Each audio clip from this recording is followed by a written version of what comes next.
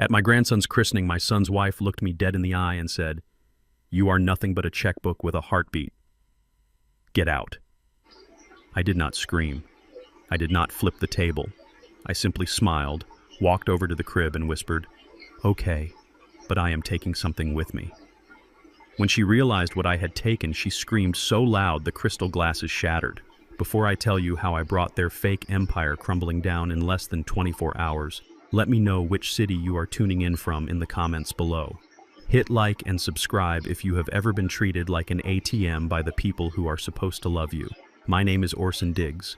I am 68 years old. I have spent 45 of those years crawling through crawl spaces, wiring skyscrapers, and building Diggs Electric from a single rusted van into the biggest contracting firm in the state. My hands are permanent maps of scars and calluses. They are black, rough, and strong. They are the hands that paid for the roof over my son's head. But last Sunday, standing in the foyer of a mansion I bought, those hands were apparently not good enough to touch my own grandson. The theme of the party was purity and pastels. That is what the invitation said. Courtney, my daughter-in-law, had insisted I wear a beige linen suit. She sent it to my house with a note that said, "Please wear this, Dad. Your usual black suits are too funeral for a baby's big day." I felt ridiculous. I looked like a giant oatmeal cookie wrapped in expensive fabric. But I put it on. I put it on because Etta, my late wife, would have wanted me to keep the peace. Etta always said Orson be the water, not the rock. For her sake, I walked into that party trying to be water. The house was filled with people I did not know. They were Courtney's friends mostly. Young, wealthy, white, and loud in that way people are when they have never had to worry about a bill in their lives.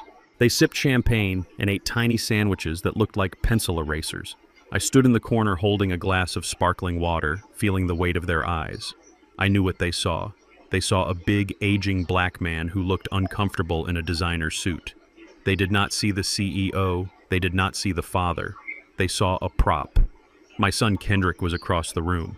He was laughing at something a tall man in a polo shirt said. Kendrick looked good. I paid for his teeth. I paid for his college.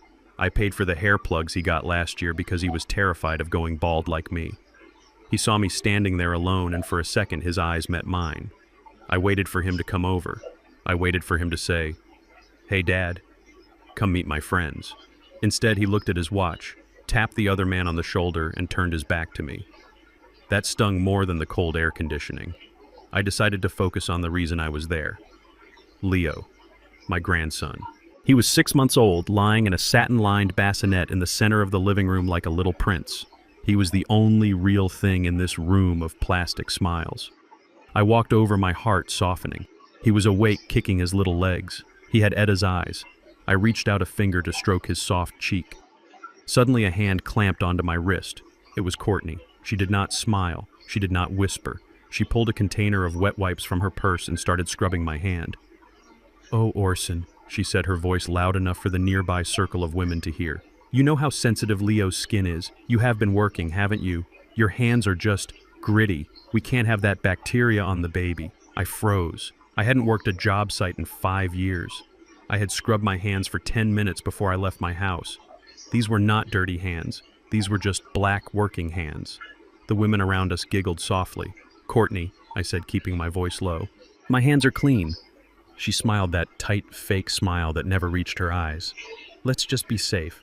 Why don't you go get a drink in the kitchen? The catering staff is in there. You might have more in common with them." The insult was precise. It was surgical. She was telling me I belonged with the help, not the guests. I pulled my hand back. I looked at Kendrick. He had seen the whole thing. He was standing 10 feet away. He did not step in. He took a sip of his drink and looked at the ceiling. I walked to the kitchen, not because she told me to, but because if I stayed in that room, I was going to lose my temper. The kitchen was chaos. Caterers were running back and forth. I stood by the granite island granite I had paid for and tried to calm my breathing. Courtney followed me in a minute later. She didn't come to apologize. She came with an agenda. "Dad," she started, her tone shifting from condescending to sickly sweet. "I am glad I caught you alone. Listen, the landscaper is coming tomorrow. We decided to redo the backyard. The pool needs a waterfall, and I want to import those Italian olive trees for shade. It is going to be another $50,000. I looked at her. $50,000. I had just given them $10,000 in a card for the baptism. I paid the mortgage on this house. I paid the lease on her Mercedes. Courtney, I said, my voice heavy, I just gave you a check, and I pay $10,000 a month for your expenses. The backyard is fine. Her face changed. The sweetness evaporated like water on a hot skillet. Fine, she snapped. It is pedestrian Orson. It is embarrassing. My friends are out there judging us. We need to maintain an image. Just write the check. You have the money. What are you going to do with it? Take it to the grave. I set my glass down. I am not an ATM, Courtney. I am your father-in-law. And right now I am a guest who is just humiliated in front of your friends. No. No money for olive trees. She took a step closer. She was small, but her entitlement made her loom large. She pointed a manicured finger in my face. Listen to me, old man. We tolerate you. Do you understand? We invite you to these things because we have to, because you pay the bills. But don't think for a second that you fit in here. You are embarrassing. You are loud. You are unrefined, and you remind Kendrick of everything he tries to forget. I looked past her at the kitchen doorway. Kendrick was standing there. He had followed her. Kendrick, I said, you hearing this? Kendrick looked at his shoes, his expensive Italian loafers. Dad, just give her the money. She is under a lot of stress. Don't make a scene. You agree with her? I asked, feeling a cold numbness spread through my chest. You think I'm embarrassing? Kendrick finally looked up. There was no love in his eyes, only annoyance. Dad, look at you. You are wearing a beige suit and you still look like you just crawled out from under a crawl space. You don't fit in our world. Just pay for the trees so we can go back to the party. Courtney laughed, a cruel, sharp sound. See, even your son knows it. You are nothing but a checkbook with a heartbeat, Orson. That is your utility. So either write the check or get out. We have an image to uphold. The room went silent. The hum of the refrigerator seemed deafening, a checkbook with a heartbeat.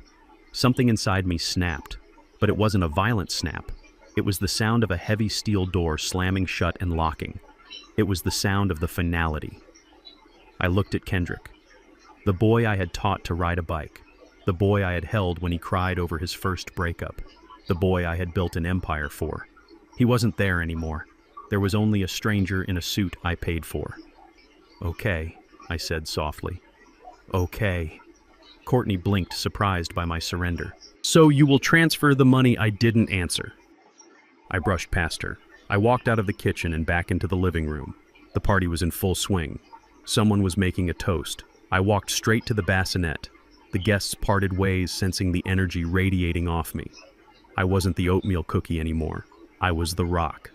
I looked down at Leo. He was sleeping now. Pinned to his little white onesie was a gold brooch. It was a small, rough nugget of gold with a single, old-cut diamond in the center. It had belonged to my great-grandfather, a man who was born a slave and died a free landowner. It was the only thing of value he had left to me. I had pinned it on Leo earlier that morning, a symbol of our legacy.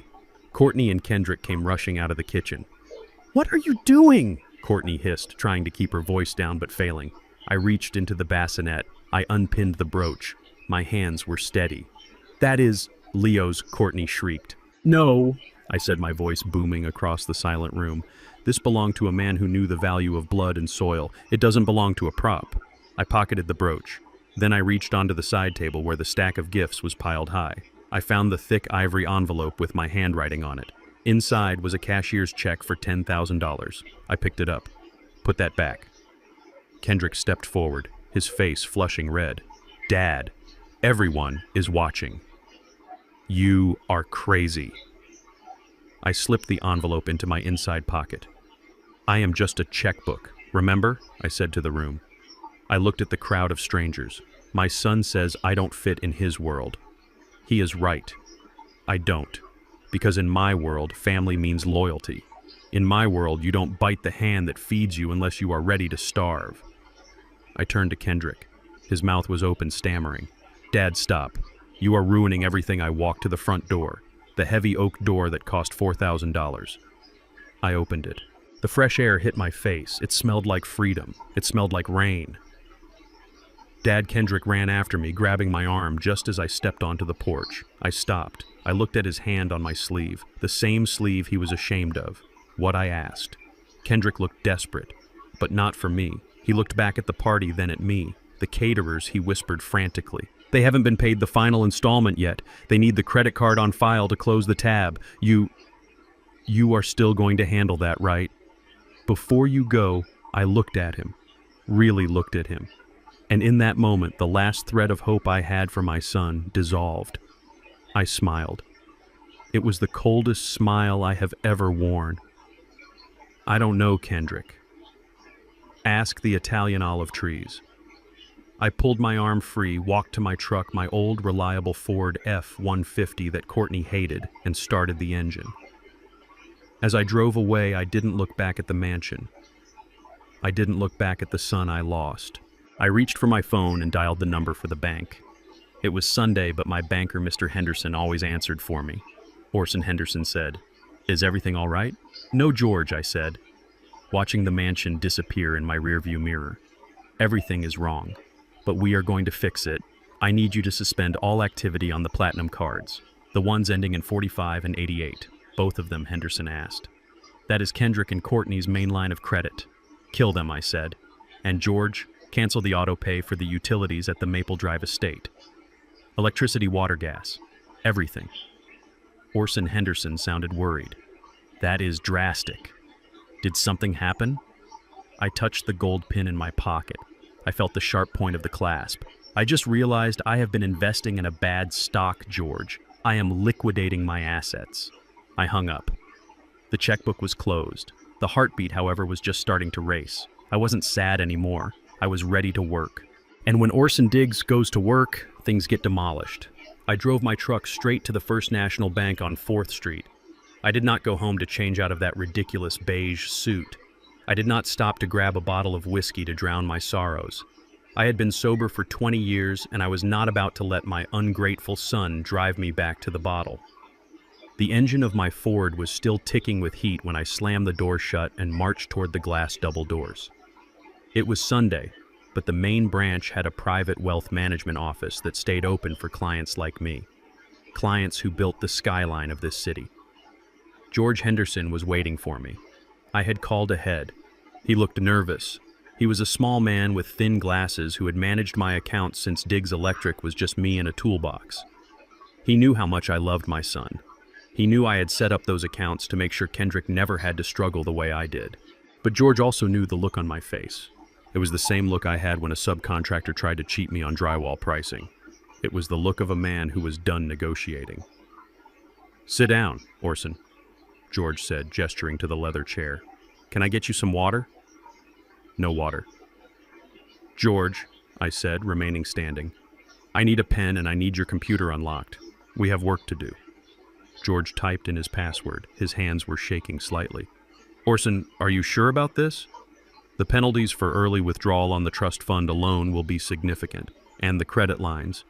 If we close them so abruptly, it will impact Kendrick's credit score immediately." I leaned forward. My hands were flat on his mahogany desk.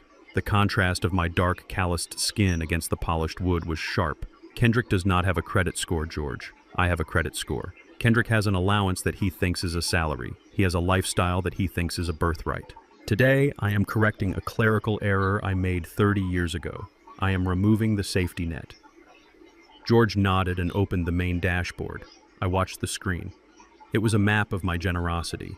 There was the mortgage payment for the mansion on Maple Drive set to auto-pay from my primary business account. There were the 2 platinum Visa cards with limits of $50,000 each. There was the lease agreement for Courtney's Mercedes G-Wagon. There was the monthly transfer for what they called household maintenance, which I knew really went to designer clothes and expensive dinners. Start with the cards I commanded, both of them.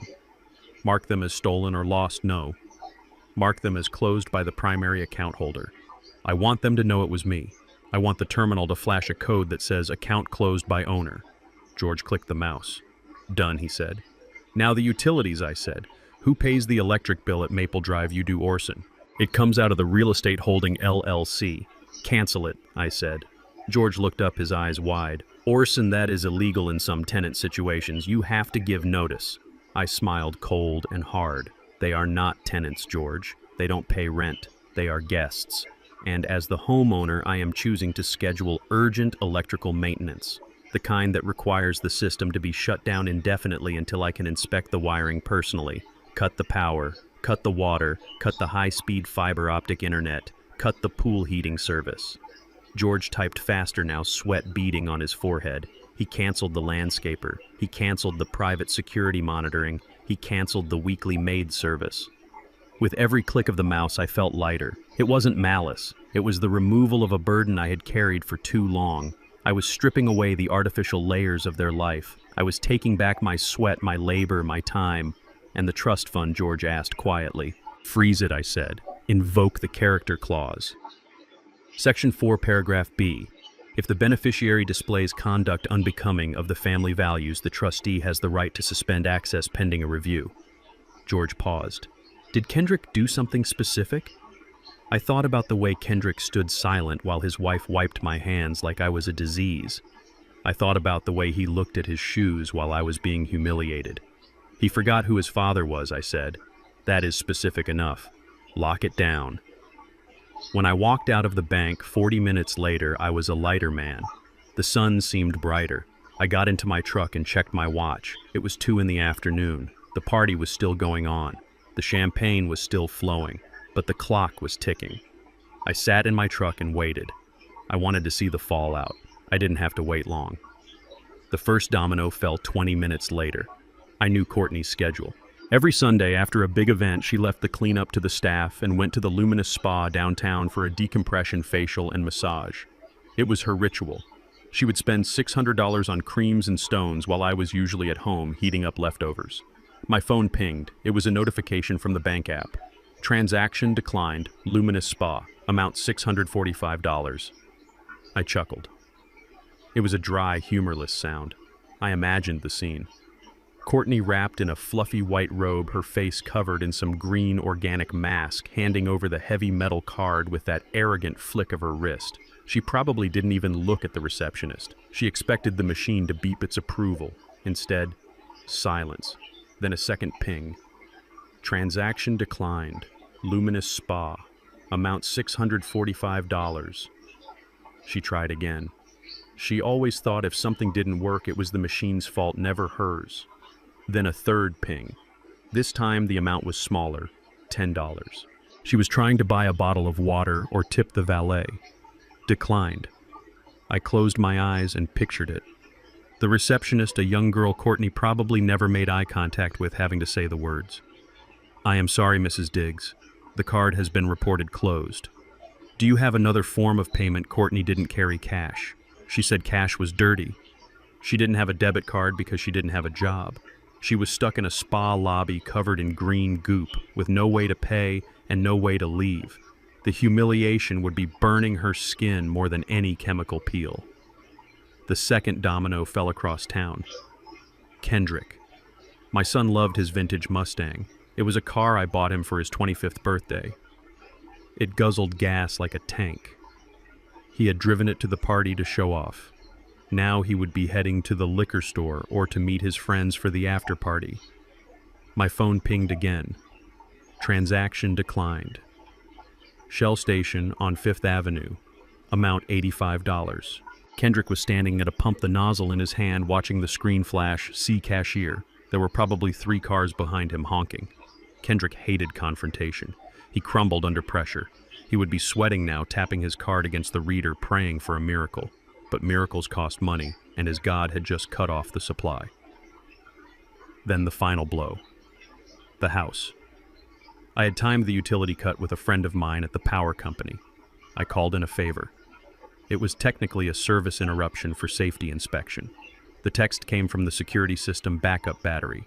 Main power lost. Wi-Fi connection lost. Smart home hub offline. The mansion on Maple Drive was a smart home. Everything was controlled by the internet. The locks, the blinds, the thermostat, the fridge. When the power died and the internet cut, the house became a tomb. The music at the party would have cut out instantly. The air conditioning, fighting the humid afternoon heat, would grind to a halt.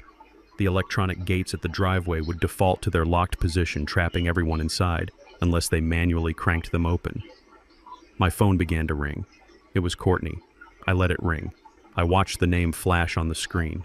The picture she had set was a selfie of her and Kendrick on a yacht I paid for. They looked so happy, so rich, so oblivious. The ringing stopped, then it started again immediately. This time it was Kendrick. I picked up on the last ring. I didn't say hello. I just listened. Dad, Dad, what is going on? Kendrick's voice was high-pitched with panic. I am at the gas station and the card isn't working. The guy is threatening to call the cops if I don't pay for the gas I already pumped. And Courtney just called me screaming that she is being held hostage at the spa because her cards are dead. What is happening? Is the identity theft protection kicking in? Did we get hacked? I started the engine of my truck. The rumble of the V8 was comforting. No Kendrick. I said, my voice steady as a concrete foundation. You didn't get hacked, you got fired. What? What are you talking about? Fix this. Transfer the money. Courtney is crying. Dad, I put the truck in gear. She is crying, I asked. Does she have a tissue? Or does she need $50,000 for an imported Italian handkerchief? Dad, this isn't funny, Kendrick screamed. I am stranded. You have legs, Kendrick, I said, and you have a brain. Use one to get home and the other to figure out why you are standing there. But Dad, the checkbook is closed, son. The heartbeat is still going, but it is beating for me now. Figure it out. I hung up the phone. I tossed it onto the passenger seat. I drove toward the highway. I wasn't going back to my empty house. I was going to a steakhouse. I was going to order a ribeye medium rare, and I was going to pay for it with my own cash with my own hands. The chaos I left behind was not my problem. It was their curriculum. The semester had just begun and the tuition was going to be expensive. As I merged onto the freeway, I saw storm clouds gathering over the direction of Maple Drive. Good. Let it rain. Let it wash away the pastels. Let them see what the world looks like when you don't have a golden umbrella. I felt a vibration in my pocket. Another notification. But this one wasn't a decline. It was a voicemail from Courtney. I didn't listen to it yet. I knew what it would contain. Threats, anger, venom. She would not understand. Not yet. She thought this was a tantrum. She didn't realize it was an eviction from the life she thought she owned. I turned on the radio. Some old blues song was playing. A man singing about hard work and hard times. I turned it up. For the first time in years, the music sounded right. I was alone, yes, but I was free, and tomorrow the real demolition would begin. I steered my truck away from the manicured lawns of the suburbs and headed toward the south side. The sky was turning a bruised purple as the sun went down, matching the feeling in my chest.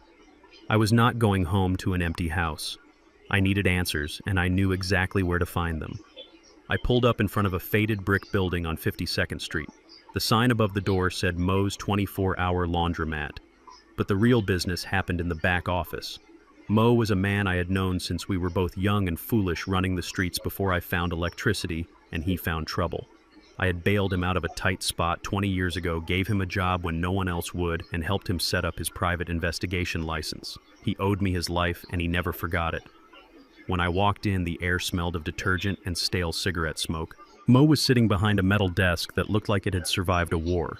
He was a mountain of a man with skin the color of obsidian and a scar running from his ear to his jawline. When he saw me, he didn't smile. He knew that if Orson Diggs was on the south side on a Sunday night wearing a beige suit, something was terribly wrong. Mr. Diggs Moe said, his voice like gravel in a mixer. "You look like you just came from a funeral." I sat down on the folding chair opposite him. The metal was cold against my back. Not a funeral, Moe. An awakening. I need you to work. Moe closed the magazine he was reading. He leaned forward, his eyes serious. Name it. I need a full financial autopsy on Kendrick and his wife. I need to know where every dime I gave them went. And I need to know why Courtney was so desperate for $50,000 today that she insulted me in front of half the city.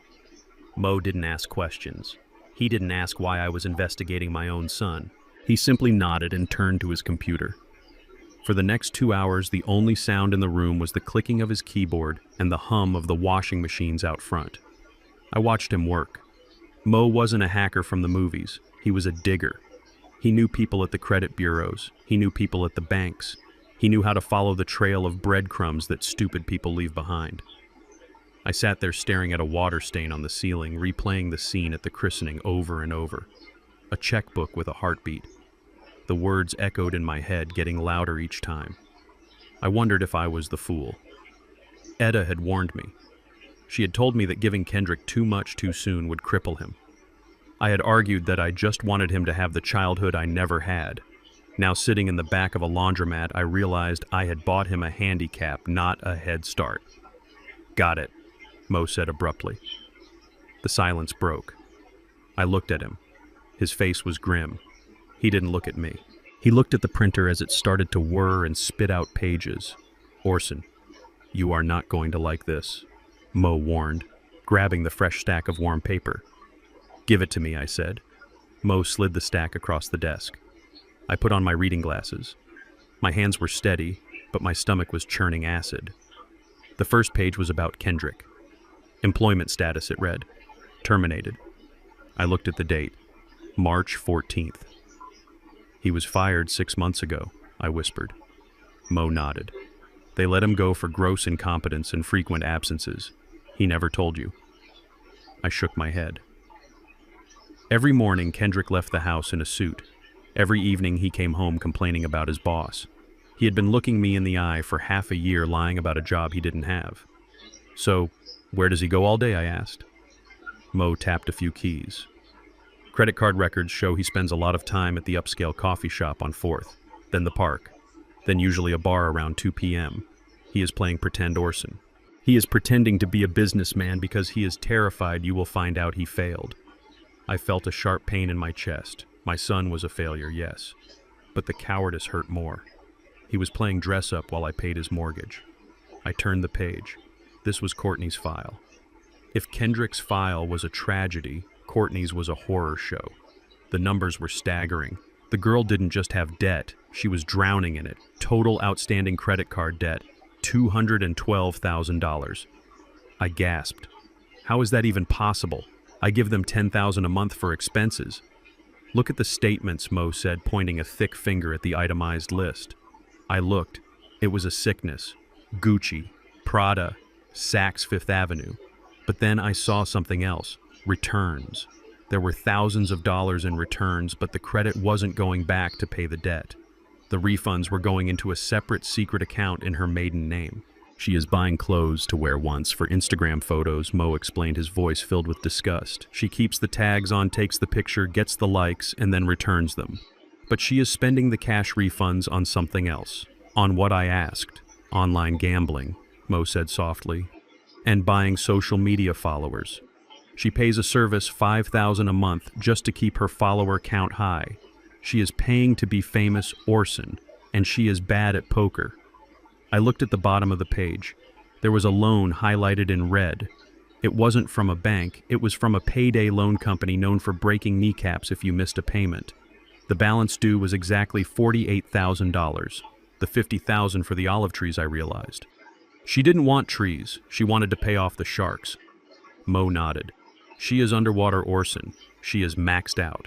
That 50 grand was probably her last chance to keep the loan sharks away before the interest compounded again." I sat back in the metal chair. The stack of papers felt heavy in my hand. It weighed more than the bricks I used to carry on construction sites. This was the weight of betrayal. I had been funding a fantasy. I had been working 14-hour days, managing crews, dealing with inspectors, and sweating in the sun, all to pay for my son to sit in a park and for his wife to gamble away my legacy on an illusion of fame. "They are not just ungrateful, Mo," I said, my voice quiet and dangerous. "They are frauds." Mo looked at me with deep sympathy. "What are you going to do, Orson?" I stood up. I folded the papers and tucked them into the inside pocket of my jacket right next to the check I had taken back. "I am going to let gravity do its work," I said. "They have been living in a castle made of clouds. I just turned off the anti-gravity machine. Now I am going to watch them hit the ground." "You need me to do anything else?" Mo asked. "Keep digging," I said. "Find out about her family. She talks about them like they are royalty from Connecticut. I have a feeling that is a lie too. If I am going to tear this down, I want to tear it down to the bedrock." Mo nodded. "Consider it done." I walked out of the laundromat and back into the night. The city lights were twinkling in the distance, indifferent to my pain. I got into my truck and placed the dossier on the passenger seat. It sat there like a passenger, a silent witness to the end of my patience. I picked up my phone. There were 12 missed calls from Kendrick, 4 from Courtney, and 1 text message from Courtney that simply said, "We need to talk. You are being unreasonable." I laughed. It was a dark, hollow sound, unreasonable. I started the engine. I wasn't going to talk. Talking was for people who had options. They didn't have options anymore. They had secrets, and now those secrets belonged to me. I was no longer just a father or a checkbook. I was the auditor, and the audit was just beginning. I pulled the truck onto the main road, heading nowhere in particular, just driving to feel the motion, knowing that back at the mansion the darkness was literal. But for me, the light was finally breaking through. The silence in my house did not last long. It was broken the next morning by a pounding on my front door that sounded less like a visitor and more like a police raid. I was in the kitchen drinking black coffee and reading the paper. I knew who it was before I even stood up. A father knows the sound of his child's desperation. It has a specific rhythm. I opened the door to find Kendrick standing there. He looked like a man who had slept in his clothes. His shirt was wrinkled. His eyes were bloodshot. He did not say hello. He did not ask how I was. He pushed past me into the living room, pacing back and forth on the hardwood floors I had installed with my own knees and back 30 years ago. "You have to turn it back on, Dad," Kendrick said, his voice cracking. "This isn't funny anymore. The power company said they can't come out for 3 days because there is a flagged work order on the meter." 3 days. Do you know what happens to a smart house with no power for 3 days? The security system is down. The food in the sub-zero fridge is rotting. Courtney is losing her mind. I took a sip of my coffee. I stood in the doorway watching him unravel. "It sounds like you have a logistics problem, Kendrick. Not a daddy problem." Kendrick stopped pacing. He turned to me, his face twisted in a mix of anger and disbelief. "Logistics. We have no money. I went to the ATM this morning to get cash for breakfast, and the machine ate my card. It said the issuer retained it. That was you, wasn't it? You embarrassed me at a gas station, and now you are embarrassing me at a bank. Why are you doing this? Is this because of the olive trees? We can forget the trees. Just turn the money back on." He still didn't get it. He thought this was a negotiation. He thought this was about trees or insults. He didn't understand that I was trying to save his soul by starving his ego. I walked over to the mantel and picked up a framed photo of him when he was 10 years old. He was holding a wrench, helping me fix a sink. He looked so proud back then. "I am not doing this because of the trees, son. I am doing this because you are 32 years old and you don't know the price of milk. I am doing this because you stood there and watched your wife treat me like a servant in a house I paid for. You are not a man, Kendrick. You are a pet, and I am tired of buying the kibble." Kendrick's face went dark. The desperation turned into something ugly. Entitlement. A pet, he spat the word out. "I am your son, you owe me this. Mom wanted me to have a good life. She didn't want me crawling under houses like you." "Don't you speak her name?" I said, my voice dropping an octave. "Your mother wanted you to have character. She didn't want you to be a leech. Get out of my house, Kendrick. Go home to your wife. Figure it out together. That is what marriage is. It is solving problems, not begging for bailouts." Kendrick walked to the door. He stopped and looked back at me. There was no love in his eyes, only cold calculation. "You are going to regret this, old man. You think you hold all the cards because you have the money. But Courtney has a voice, and people listen to her. You want to play hardball? Fine. We will play." He slammed the door so hard the pictures on the wall rattled. I finished my coffee. It tasted bitter. I thought the worst was over. I thought he would go home, cry, and then maybe start looking for a job. I underestimated Courtney. I underestimated the weaponization of victimhood. 2 hours later, my phone started vibrating. It wasn't a call. It was a notification. Then another. Then 100. It sounded like a swarm of angry bees on my kitchen table. I picked it up. My niece Sarah had sent me a link with a message that just said, "Uncle Orson, you need to see this. Now." I clicked the link. It was a Facebook post. A public post from Courtney Diggs. It had been up for 40 minutes and already had 5,000 shares. The picture was black and white. It showed Courtney sitting on the floor of the darkened mansion holding Leo, looking terrified. The lighting was dramatic. She looked like a refugee in a war zone, not a woman in a $1,000,000 home. The caption read, "I never thought I would share this, but I am terrified for my safety and the safety of my son. For years I have tried to be a good daughter-in-law. I have tried to bridge the cultural gap, but today the mask fell off. My husband's father, Orson Diggs, has cut off our power, our water, and our financial resources. He has trapped us in a dark house with a 6-month-old baby. Why? Because I stood up to his controlling, toxic behavior. Because I refused to let him dictate how we raise our child. She continued, and this was the part that made my blood run cold. He has always hated me. He has made it clear that I am not welcome in his family because of the color of my skin. He calls me an outsider. He mocks my heritage. It is a painful reality that reverse racism exists, and today it has left a young mother and her baby destitute. He is a powerful, wealthy man who is using his money to abuse us. Please, share this. We need help. We need protection from this monster. Hashtag toxic family. Hashtag surviving. Orson. Hashtag justice. For Leo. I lowered the phone. My hand was shaking. Not from fear, but from rage. Reverse racism.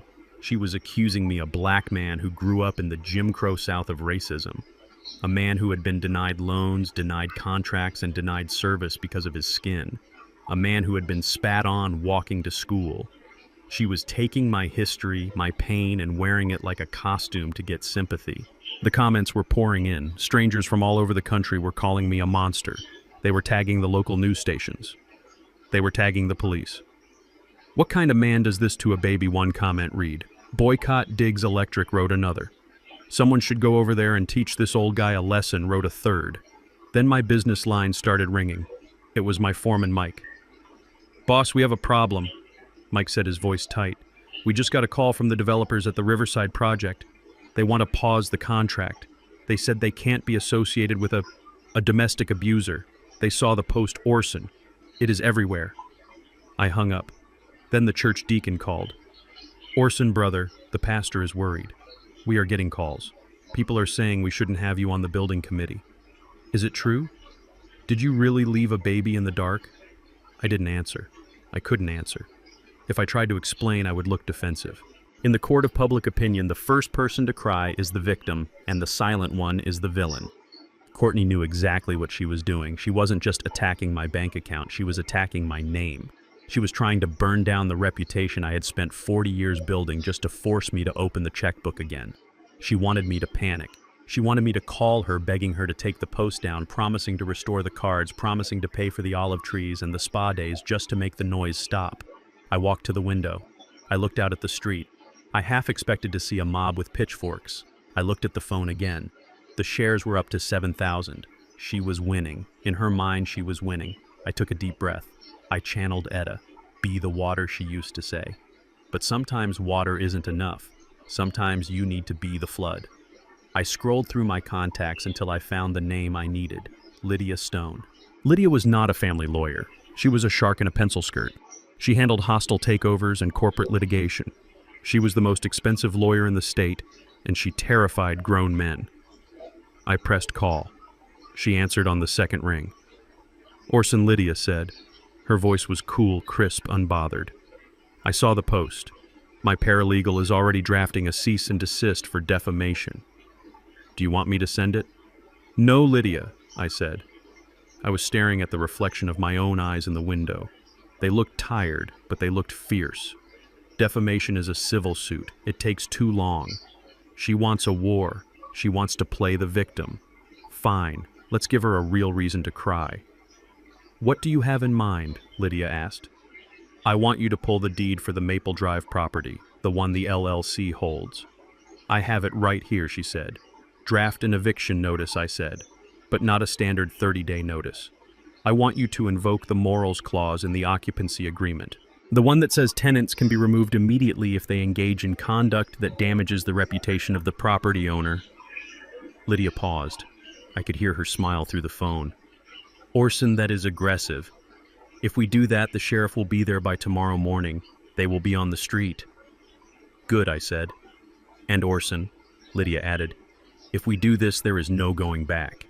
This destroys the relationship permanently. The relationship was destroyed the moment she used my skin color as a weapon to cover her gambling debts," I said. I paused.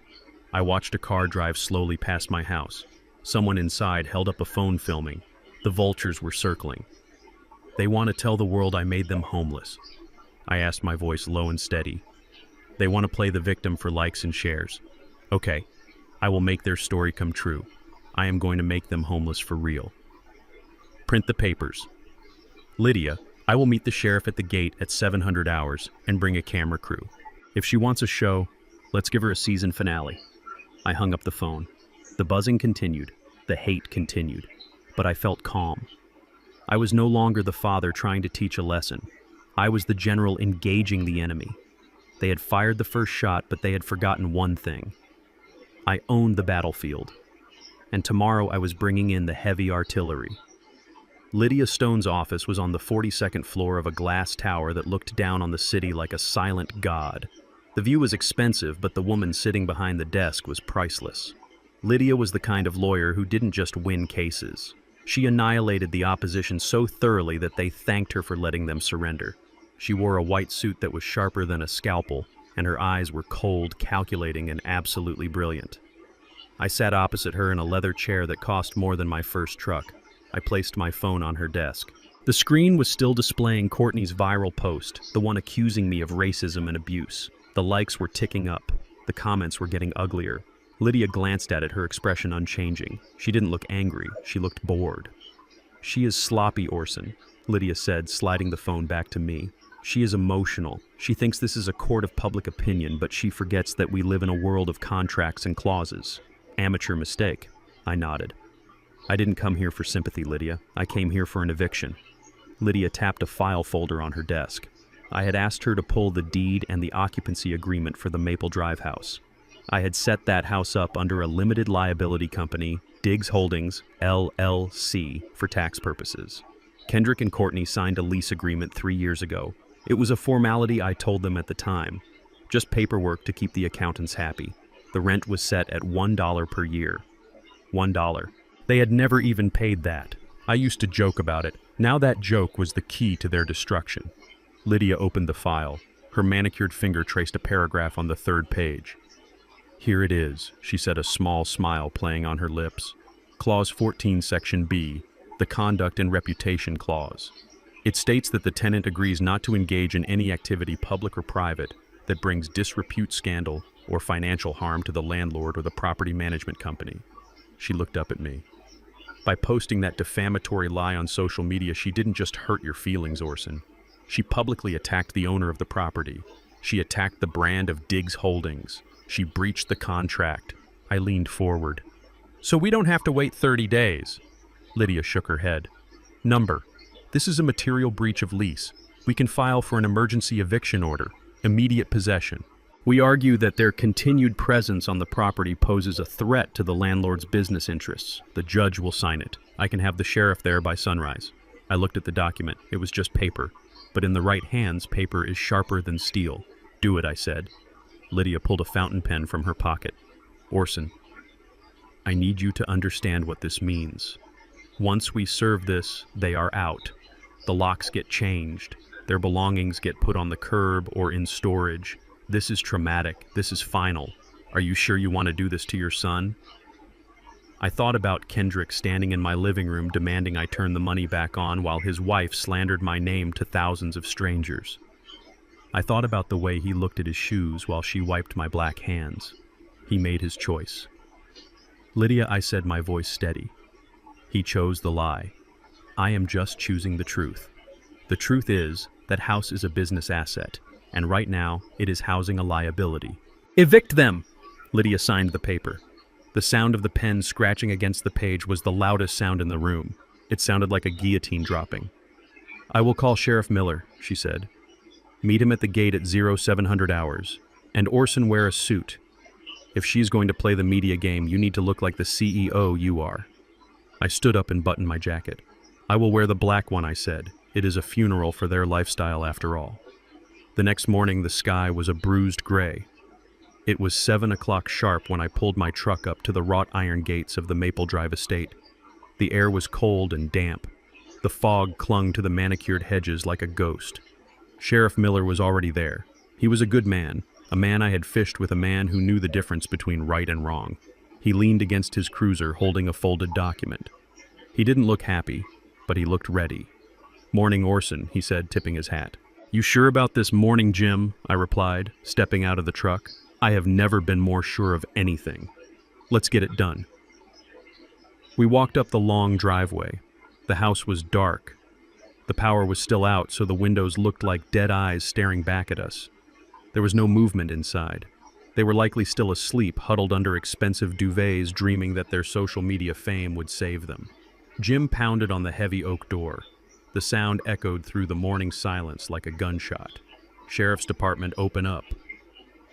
Nothing happened for a moment. Then I heard the shuffling of feet. I heard a voice shrill and panicked. It was Courtney. Hold on. Who is it? Sheriff's Department, Jim repeated. We have a court order. Open the door or we will breach it. The lock clicked. The door swung open. Courtney stood there wrapped in a silk robe. She looked disheveled. Her hair was messy, her eyes puffy. But in her hand she held her phone. The camera was already recording. The little red light was blinking. She was live. Oh my God, guys, she said to the phone, pitching her voice into a sob. You won't believe this. It is 7 in the morning and the police are at my door. My father-in-law sent the police. She turned the camera toward me. I stood there in my black suit, my face impassive. I looked straight into the lens. I didn't blink. Jim stepped forward. Mrs. Diggs, this is an order of immediate eviction for breach of lease. You and your husband have 2 hours to vacate the premises. Courtney let out a theatrical scream. She dropped to her knees, making sure the camera caught the angle. Eviction. You are kicking us out. We have a baby. You are throwing a baby on the street because I spoke the truth. Look at him, guys. Look at this monster. She pointed the phone at me again. The comments were probably flying by on her screen. Poor Courtney. Evil Orson. Kendrick appeared behind her. He looked terrified. He saw me and stopped. Dad, please.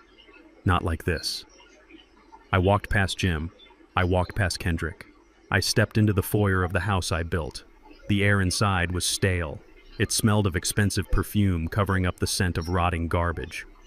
I am here to conduct a final inventory of the landlord's assets, I announced, my voice booming off the high ceilings. Courtney scrambled to her feet, chasing me with the phone. He is invading our home, she shrieked. He is trying to intimidate us. Tell the world what you are doing, Orson. Tell them how you hate us. I stopped in the living room. I turned to face her. I turned to face the thousands of people watching on her little screen. I reached into my pocket. I didn't pull out a weapon. I pulled out a stack of paper. You say I am evicting you because of a Facebook post, I said, looking directly into the camera lens. But that is only half the story, Courtney. The truth is, this house is for people who pay their bills.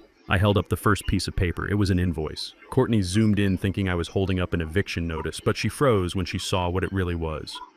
This is a receipt from yesterday afternoon, I said calmly. While you were posting about starving in the dark, while you were begging strangers for sympathy money, you made an online purchase using a credit card you thought was hidden. Courtney's face went pale. Stop it, she hissed. Don't you dare. I read from the paper. 1 Hermes Birkin bag. Vintage leather. Price $12,000. Paid in full. Shipped to your mother's address in Connecticut so I wouldn't see it. I dropped the paper on the floor. It fluttered down like a dead leaf. I pulled out another paper, and this I continued. A receipt for $5,000 sent to a company called Social Boost. A company that sells fake likes and bot comments. You didn't get 5,000 shares because people care, Courtney. You got them because you paid for them with the money meant for your son's college fund. Kendrick stepped forward. His eyes were wide. What? You bought a bag yesterday. We couldn't buy milk. Courtney. Courtney lowered the phone. The live stream was still running, but she had forgotten her audience. She turned on Kendrick. Shut up. I needed it for the image. I needed to look strong. I stepped closer to the camera. The viewers were watching the mask slip. They were watching the victim turn into the villain in real time. This isn't a home, I said to the audience. This is a storage unit for her ego. And the rent is overdue. I turned to Jim. Sheriff, proceed with the removal. Jim nodded. Okay, folks. You heard the man. Grab what you need for the baby. Leave the furniture. Leave the electronics. Leave anything that is attached to the walls. You have 1 hour and 50 minutes left. Courtney looked at her phone. The comments had changed. I could see them scrolling fast. Is that true? She bought a bag. She is a scammer. Team Orson. She ended the stream with a trembling finger. The silence that followed was heavy. You ruined me, she whispered, looking at me with pure hatred. No, I said, turning my back on her to inspect a scratch on the hardwood floor. I just turned the lights on. It is not my fault you are ugly when you are illuminated. Kendrick stood in the middle of the room looking from me to his wife. He looked like a man waking up from a long coma. "Dad," he started. "Save it, Kendrick," I said, running my hand along the fireplace mantel. "Pack your boxes, and be careful with the walls. If you scratch the paint, I will deduct it from the security deposit. Not that you ever paid one." I walked to the window and watched the sun finally break through the fog. Behind me, the sound of weeping began. But this time, it wasn't for the camera. It was the sound of reality crashing down, and I let it be the soundtrack to my mourning. The house was being purged, the infection was being removed, and for the first time in years, the air in this mansion was starting to feel clean. I thought I had won the battle at the gates of the Maple Drive mansion. I thought that stripping them of the luxury they had not earned would force them to face reality. I expected anger. I expected tantrums. I even expected a lawsuit over the eviction. But I did not expect Courtney to reach into the gutter and pull out a weapon so dirty that even I was not prepared for the blow. I forgot that when you corner a rat, it does not fight fair. It aims for the throat, and my throat was my grandson, Leo. 2 days after the eviction, the silence from their end was deafening. I knew they were staying at a cheap motel on the outskirts of town because my private investigator, Mo, was tracking their movement. I knew they were desperate. I assumed they were scrambling to find jobs or begging Courtney's parents in Connecticut for a wire transfer. I sat in my home, the home I had built with my own hands, and I felt a pang of worry. Not for them, but for the baby. Leo did not ask to be born into a war zone. He did not ask for a father who was a coward or a mother who was a narcissist. I decided to be the bigger man. I went to the store and bought 3 boxes of premium formula, the expensive kind that Courtney insisted Leo needed because of his delicate stomach. I bought diapers. I bought warm clothes because I knew that motel had drafty windows. I was not going to give them cash, but I was not going to let my blood starve. I loaded the truck and drove to the motel.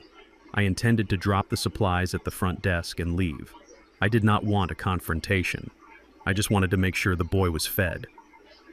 I pulled into the parking lot of the motel. It was a sad place with flickering neon signs and potholes that could swallow a tire. I saw Courtney's Mercedes G-Wagon parked in the back looking ridiculous next to the rusted sedans and work trucks. It was covered in dust, the symbol of their fallen empire. I grabbed the boxes and walked toward the lobby. Before I could even reach the door, a police cruiser pulled in fast, blocking my path. Then another. Blue and red lights flashed against the gray stucco walls of the motel. I stopped. I assumed they were here for a domestic dispute in one of the rooms. This was that kind of place. I stepped aside to let the officers pass. But they did not pass. 2 officers stepped out, hands resting near their holsters. They were young. They did not know who I was. They did not know Orson Diggs, the pillar of the community. They just saw a large black man holding boxes in a parking lot. "Sir, put the boxes down," the first officer commanded. His voice was tense.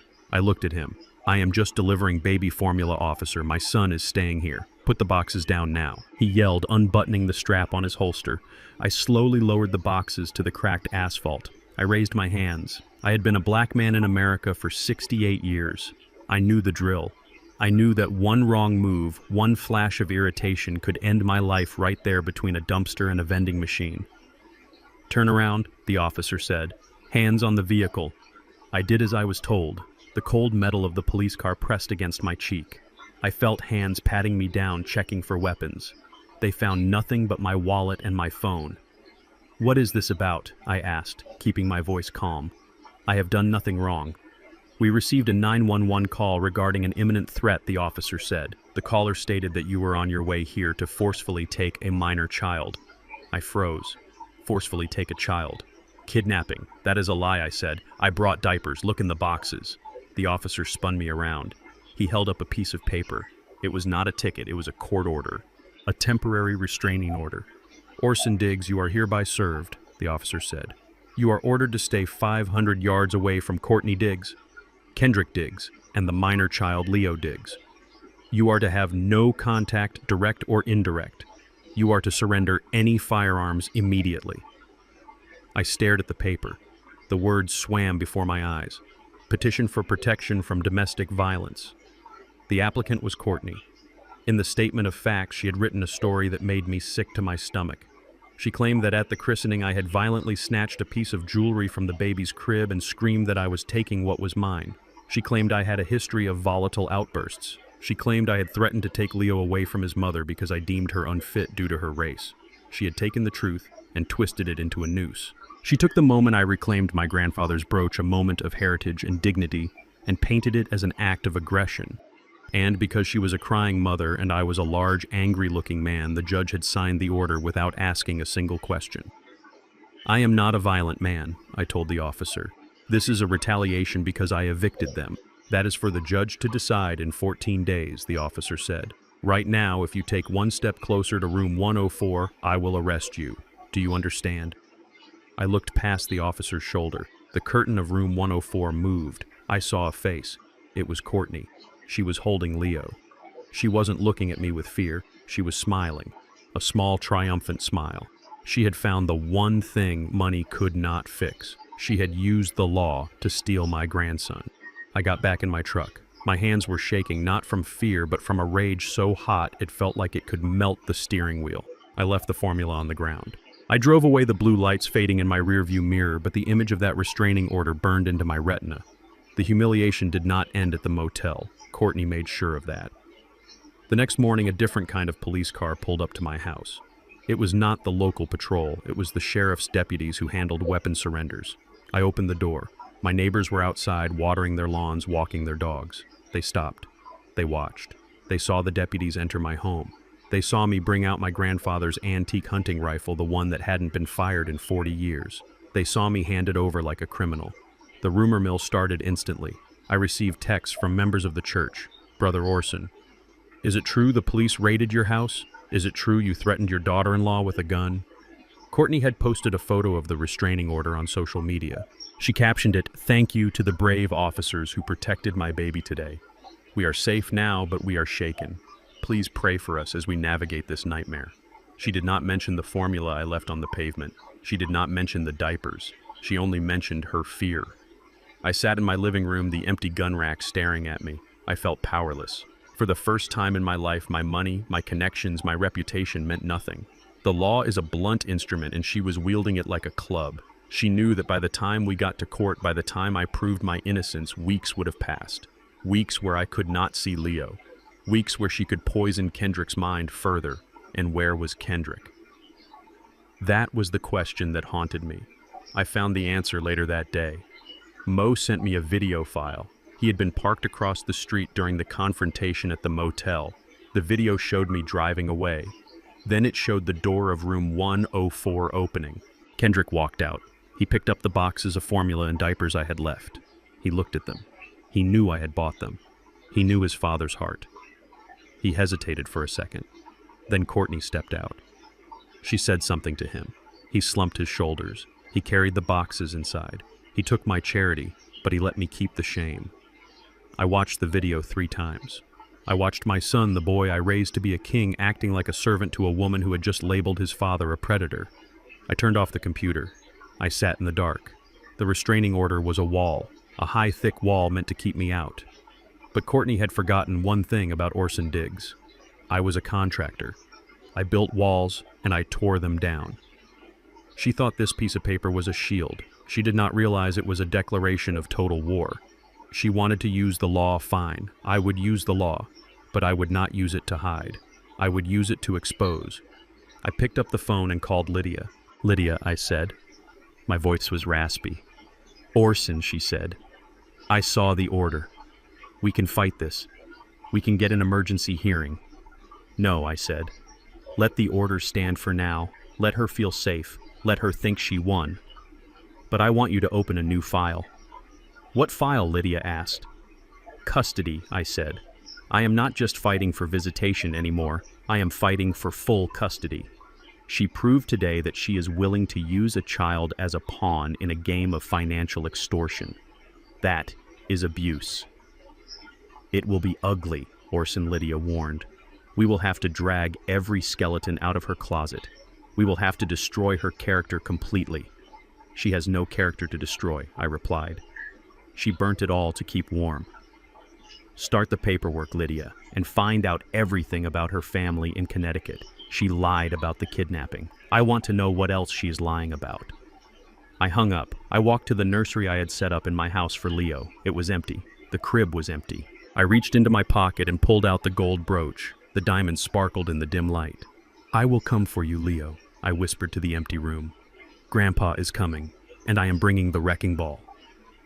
The restraining order was a piece of paper, but it felt like a concrete wall wrapped in razor wire. For 3 days, I sat in my silent house, staring at the phone, waiting for a call that would never come. My lawyers told me to be patient. They told me that the wheels of justice turn slowly. But I knew better. In the construction business, if you wait too long, the cement hardens and you are stuck with a foundation that is crooked forever. I could not wait for a court date. I could not wait for a judge to see through Courtney's tears. I needed to act, but I could not use force. Force had gotten me here. I had to use leverage. I remembered something Etta used to say when we went fishing. She would say, "Orson, if the fish aren't biting, change the bait. They don't want the worm, give them the shine."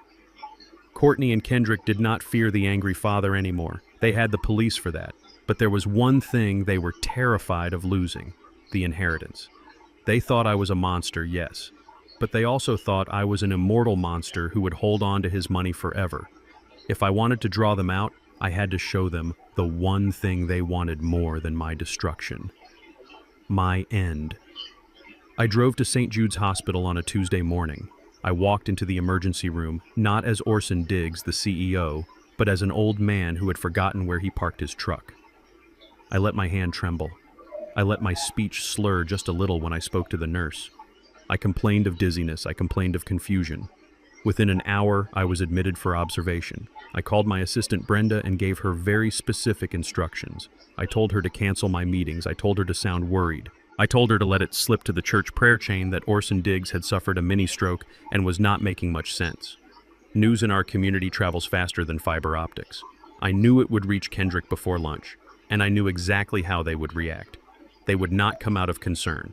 They would come to assess the damage. They would come to see if the king was finally dying so they could measure the crown for their own heads. I lay in the hospital bed hooked up to a monitor that beeped in a steady rhythm. The room smelled of antiseptic and floor wax. I hated it. It reminded me of Etta's last days, but I forced myself to stay still. I stared at the ceiling tiles, counting the dots, waiting for the vultures to circle. It was 3 in the afternoon when the door opened. They walked in cautiously.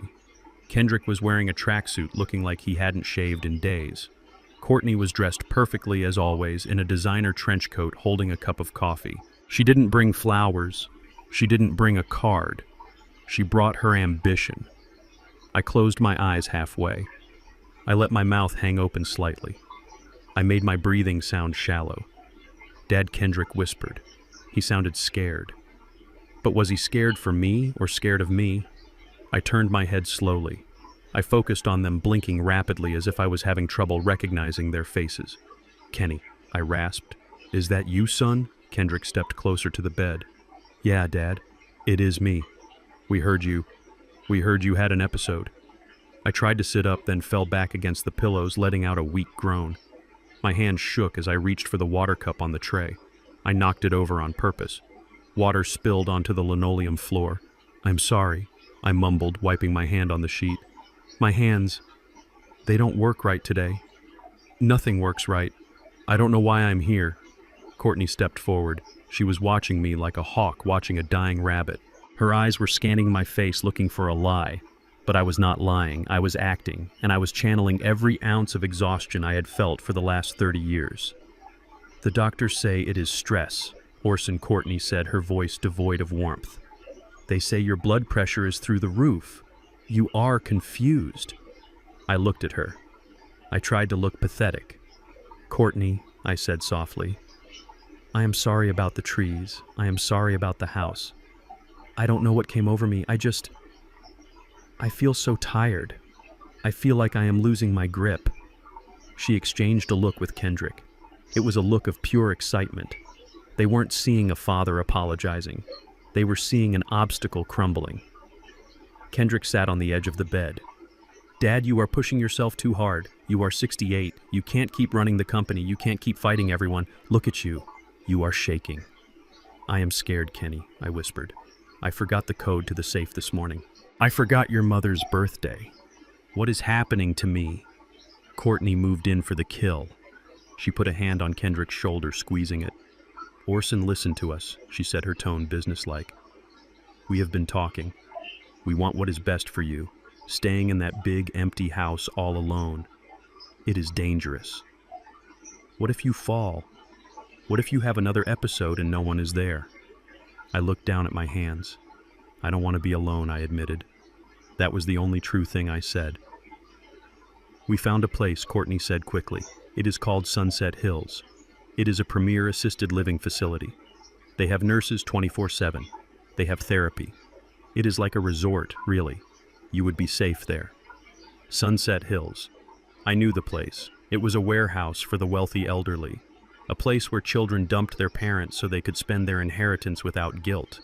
It cost $15,000 a month, and the residents spent their days staring at a television in a drugged haze. A home? I asked, my voice trembling. You want to put me in a home? It is not a home, Dad Kendrick said, avoiding my eyes. It is a community. You need rest. You need to let go of the stress. And the company, I asked. Who will run Diggs Electric, the contracts, the payroll? Courtney pulled a folder from her designer bag. She had brought paperwork. Of course she had. We can help with that too, she said, opening the folder. We spoke to a lawyer. If you sign a temporary power of attorney, Kendrick can step in as interim CEO, just until you get better. He can sign the checks. He can manage the accounts. We can take the burden off your shoulders. I stared at the paper. It wasn't temporary. I could see the wording from here. Durable power of attorney. It would give them control over everything. My bank accounts, my real estate, my medical decisions. If I signed this, they could declare me incompetent and lock me away in Sunset Hills forever. They could sell the company, pay off Courtney's gambling debts, and live like kings on the ashes of my life. I looked at Kendrick. He was biting his lip. He knew this was wrong. He knew he wasn't qualified to run a lemonade stand, let alone a multi-million-dollar corporation. But he was weak. And weakness is a vacuum that sucks in evil. Dad, please, he said, just sign it. For your health, we will take care of everything.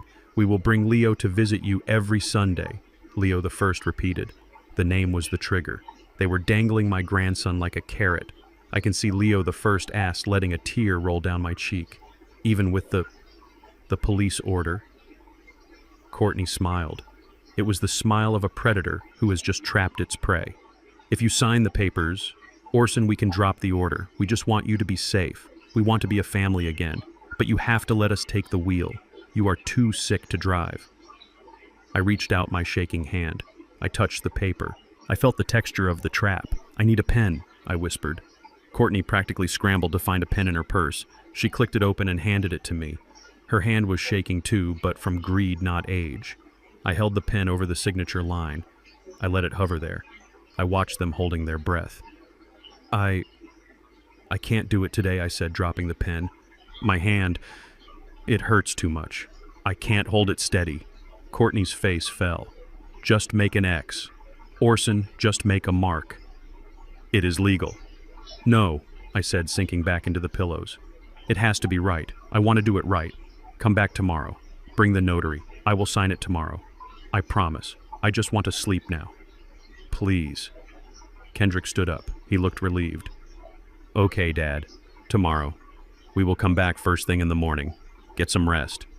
Courtney looked furious, but she masked it quickly. She leaned down and patted my arm. It felt like being touched by a snake. Tomorrow, then, she said. Don't worry about anything. We have it all planned out. Sunset Hills has a lovely room available overlooking the garden. You will love it. They walked out of the room. I listened to their footsteps fading down the hallway. I heard Courtney whisper, "We got him. He is done." The door clicked shut. I waited 1 minute, then 2. I sat up. I stopped shaking. I poured myself a fresh glass of water and drank it in one steady gulp. I pulled the blanket off my legs. I walked to the window and looked down at the parking lot. I saw them walking to Courtney's car. They were high-fiving.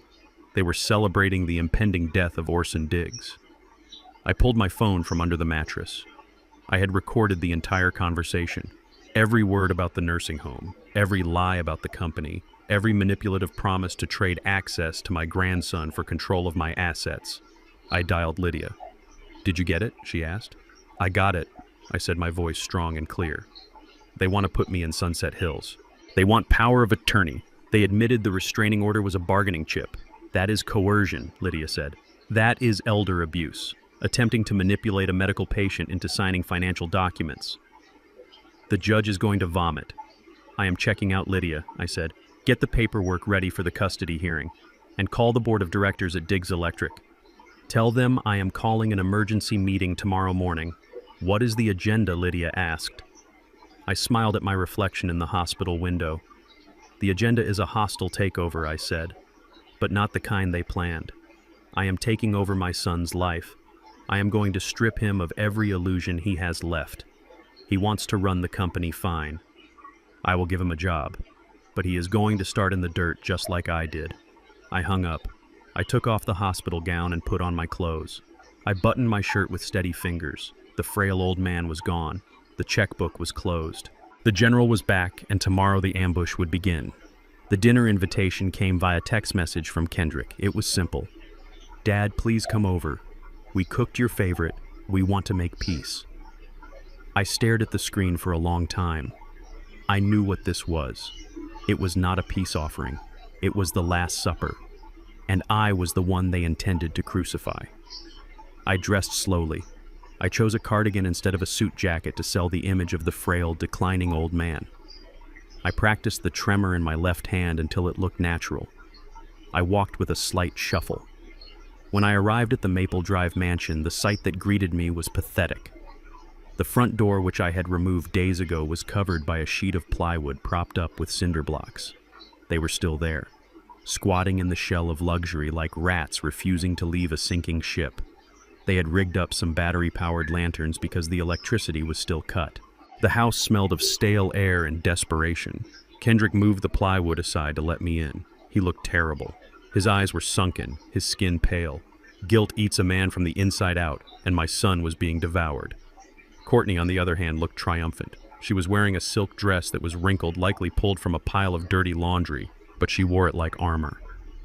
"Welcome home, Orson," she said, her voice dripping with artificial sweetener. "We are so glad you felt well enough to come. We made pot roast, just the way Etta used to make it." I flinched at the mention of my wife. Courtney had never met Etta. She had no idea how Etta cooked, but I nodded slowly, playing my part. "Thank you," I rasped, letting my voice crack. I just want to see family." We moved to the dining room. They had set the table with the fine china, the only things I hadn't seized or destroyed. The candlelight flickered, casting long, dancing shadows on the walls. It felt less like a dinner and more like a seance. We sat down. The pot roast was dry. The vegetables were mush. But I ate it. I chewed slowly, letting my fork clatter against the plate as if I lacked the strength to hold it steady. Kendrick poured wine. Cheap wine. The good stuff was gone. "Dad," Kendrick started, his voice nervous. "We have been thinking a lot about what you said at the hospital, about being scared, about forgetting things." I stopped chewing. I looked at him with watery eyes. "I am scared, Kenny." I lied. I walked into the kitchen yesterday and I didn't know why I was there. I looked at the blueprints for the new stadium project and they looked like hieroglyphics. I built this company from nothing, but now I feel like it is slipping through my fingers like sand. Courtney reached across the table and covered my trembling hand with hers. Her skin was cold. "That is why we are here, Orson," she said. "We want to catch the sand for you. We want to make sure your legacy is protected. You shouldn't be worrying about payrolls and contracts. You should be resting. You should be sitting in the garden at Sunset Hills enjoying the sunset." "The garden," I repeated, staring blankly at the candle. "Yes," she continued, emboldened by my passivity. "Kendrick is ready to step up. He has watched you for years. He knows the business. He just needs the legal authority to act on your behalf. Just temporarily. Just until you get your strength back." I looked at Kendrick. He was staring at his wine glass, unable to meet my gaze. He knew he didn't know the business. He knew he couldn't wire a lamp, let alone manage a commercial grid. But his greed was louder than his conscience. I don't know," I stammered. "The lawyers said—" "Shh." Courtney hushed me, like one quiets a fussy child. Lawyers complicate things. They drain money. We are family. Family takes care of family. We don't need outsiders telling us how to love each other. She reached under the table and pulled out a leather folder. I recognized it. It was one of mine. She had stolen it from my study during one of their unauthorized visits before the locks were changed. She opened it. Inside was the document. The durable power of attorney. The death warrant for my freedom. We typed this up ourselves based on the standard forms, she said, sliding a gold pen toward me. It gives Kendrick full access. He can pay your bills, manage the company, and make sure you get the best medical care money can buy. I looked at the document. It was thorough. It gave them the power to sell my house, liquidate my stocks, and commit me to an institution. It was a complete surrender of my life. I reached for the pen. My hand shook violently. I let the pen roll across the table. I can't, I muttered. I can't hold it. Kendrick picked up the pen. He came around the table. He stood next to me, smelling of fear and cheap cologne. He placed the pen in my hand and wrapped his fingers around mine to steady it. I got you, Dad, he whispered.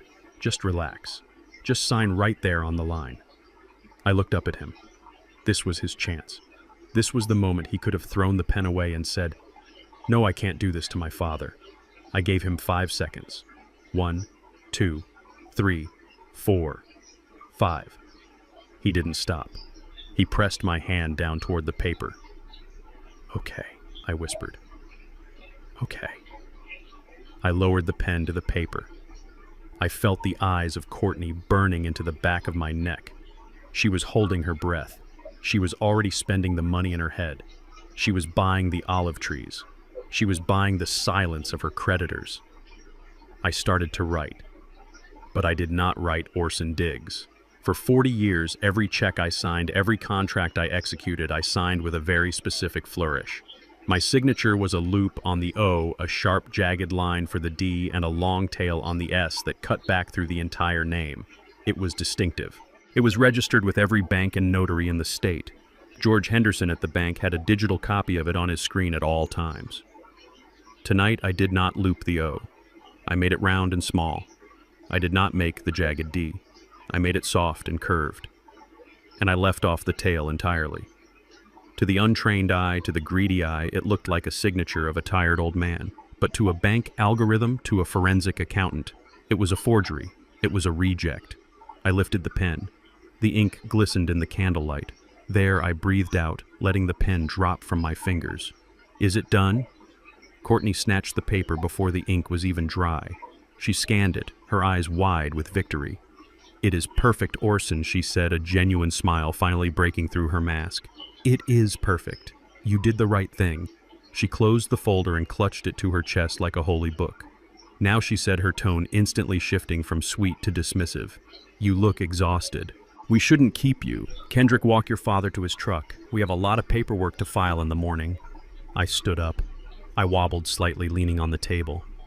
"Yes," I said. "I am very tired. I think I will go home and sleep for a long time." Kendrick walked me to the door. He moved the plywood aside. The night air was cool and clean compared to the stifling atmosphere of the house. "Drive safe, Dad," he said. I looked at him one last time. I looked at the son I had carried on my shoulders, the son I had forgiven 1,000 times. "You take care of that paper, Kendrick," I said softly. "It is worth a lot." "I will, Dad. Don't worry." I walked to my truck. I climbed in and started the engine. I watched Kendrick slide the plywood back into place, sealing himself back into his tomb of darkness. I drove down the driveway past the gate and turned onto the main road. As soon as I was out of sight, I straightened my back. I stopped the shaking in my hand. I reached for a bottle of water and took a long, deep drink to wash the taste of their betrayal out of my mouth. They thought they had the keys to the kingdom. They thought the signature was their golden ticket. They didn't know I had just handed them a hand grenade. I picked up my phone and called George Henderson's private line. It was late, but I knew he would be up. "George." I said, my voice strong and commanding. "Orson." George answered. "Is everything okay?" "Everything is right on schedule," I said. "Listen carefully. Tomorrow morning, my son and his wife are going to walk into your branch with a power of attorney document. They are going to try to access the corporate accounts. I will stop them," George said immediately. No, I commanded. Do not stop them. Invite them into your office. Offer them coffee. Let them present the document. Let them feel the weight of the money in their hands. Okay, George said, sounding confused. And then I want you to run the signature verification, run it through the fraud system. When it comes back as a mismatch, I want you to press the silent alarm. The silent alarm, George asked. Orson that brings the police. That is for bank robbers. Exactly, I said. They are trying to rob me, George. They just happen to be using a pen instead of a gun. Treat them like criminals. Because after tonight, that is exactly what they are. I hung up the phone. I drove toward the city lights. I felt a strange sense of peace. The Judas kiss had been delivered. The betrayal was complete. Now all that was left was the crucifixion. But they had forgotten one crucial detail about the story of Easter. The grave doesn't hold the righteous. And tomorrow I was going to rise. The sun rose over the industrial park like a judgment. It reflected off the steel and glass of the Diggs Electric headquarters, a building I had constructed beam by beam. Inside, the air was usually filled with the sound of ringing phones and unrolling blueprints. But this morning, the air was thick with a different kind of tension. My son Kendrick walked through the double glass doors at 9 o'clock sharp. He was wearing a navy blue suit that I had bought him for a gala 3 years ago. It was a little tight around the waist now, a testament to his life of leisure, but he buttoned it with the confidence of a man who believed he had just inherited a kingdom. He did not stop at the front desk to greet Brenda, the receptionist who had given him lollipops when he was 5 years old. He walked right past her, his nose in the air, his leather briefcase swinging by his side. Brenda watched him go, her hand hovering over the phone. She knew what was coming. I had told her to expect him. I had told her to let him feel the weight of the crown before I took the head off the king. Kendrick marched straight to the executive suite. He pushed open the door to my office, the corner office with the view of the city skyline. He didn't knock. He threw his briefcase onto my mahogany desk and spun the heavy leather chair around. He sat down. He put his feet up on the desk. He took a deep breath, inhaling the scent of lemon polish and old money. He pulled out his phone and dialed Courtney. I knew this because the security cameras in my office captured every pixel of his arrogance. I am in, baby Kendrick, said his voice loud enough to carry into the hallway. The chair fits perfectly. It smells like old man in here, but we will remodel. We will rip out this dark wood and put in something modern. Glass and chrome, like an Apple store. He laughed. It was a sound that made my skin crawl. Yeah, I called the meeting, he continued. I am going to trim the fat. Mike the foreman. He is gone. He is too expensive and he questions me too much. I am going to bring in that guy your brother knows, the one who does consulting. We need fresh blood, Courtney. We need people who understand the vision. He hung up. He stood up and adjusted his tie in the reflection of my diploma on the wall. He didn't look at the degree. He looked at himself. He saw a CEO. I saw a vandal in a suit. 5 minutes later, Kendrick walked into the main conference room. The entire senior staff was there. Mike the foreman with hands like catcher's mitts. Sarah, the head of accounting who counted pennies like they were diamonds. David, the lead engineer. They all looked at Kendrick with a mixture of confusion and disdain. They knew I was supposedly sick. They knew the rumors. But seeing this boy, this soft-handed child, standing at the head of the table was an insult to their years of service. Good morning, everyone, Kendrick announced, slapping his hands on the table. As you know, my father Orson is currently incapacitated. His health has taken a severe turn for the worse. It is a tragedy, really. His mind is going. He can't remember his own name half the time. He paused for effect, trying to look sad. No one bought it. Mike crossed his massive arms and glared.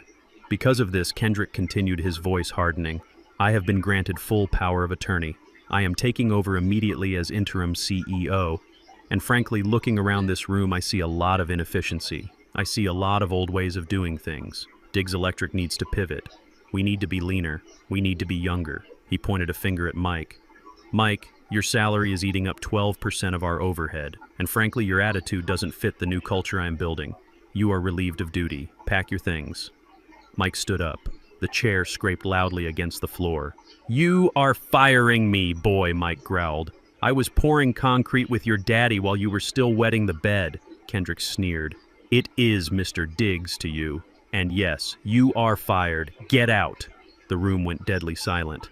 Kendrick looked around high on the power. Anyone else want to challenge me? He asked. This is my company now. My name is on the door. Actually, a voice cut through the silence like a razor blade. Your name is on a birth certificate. That is the only piece of paper you own in this building.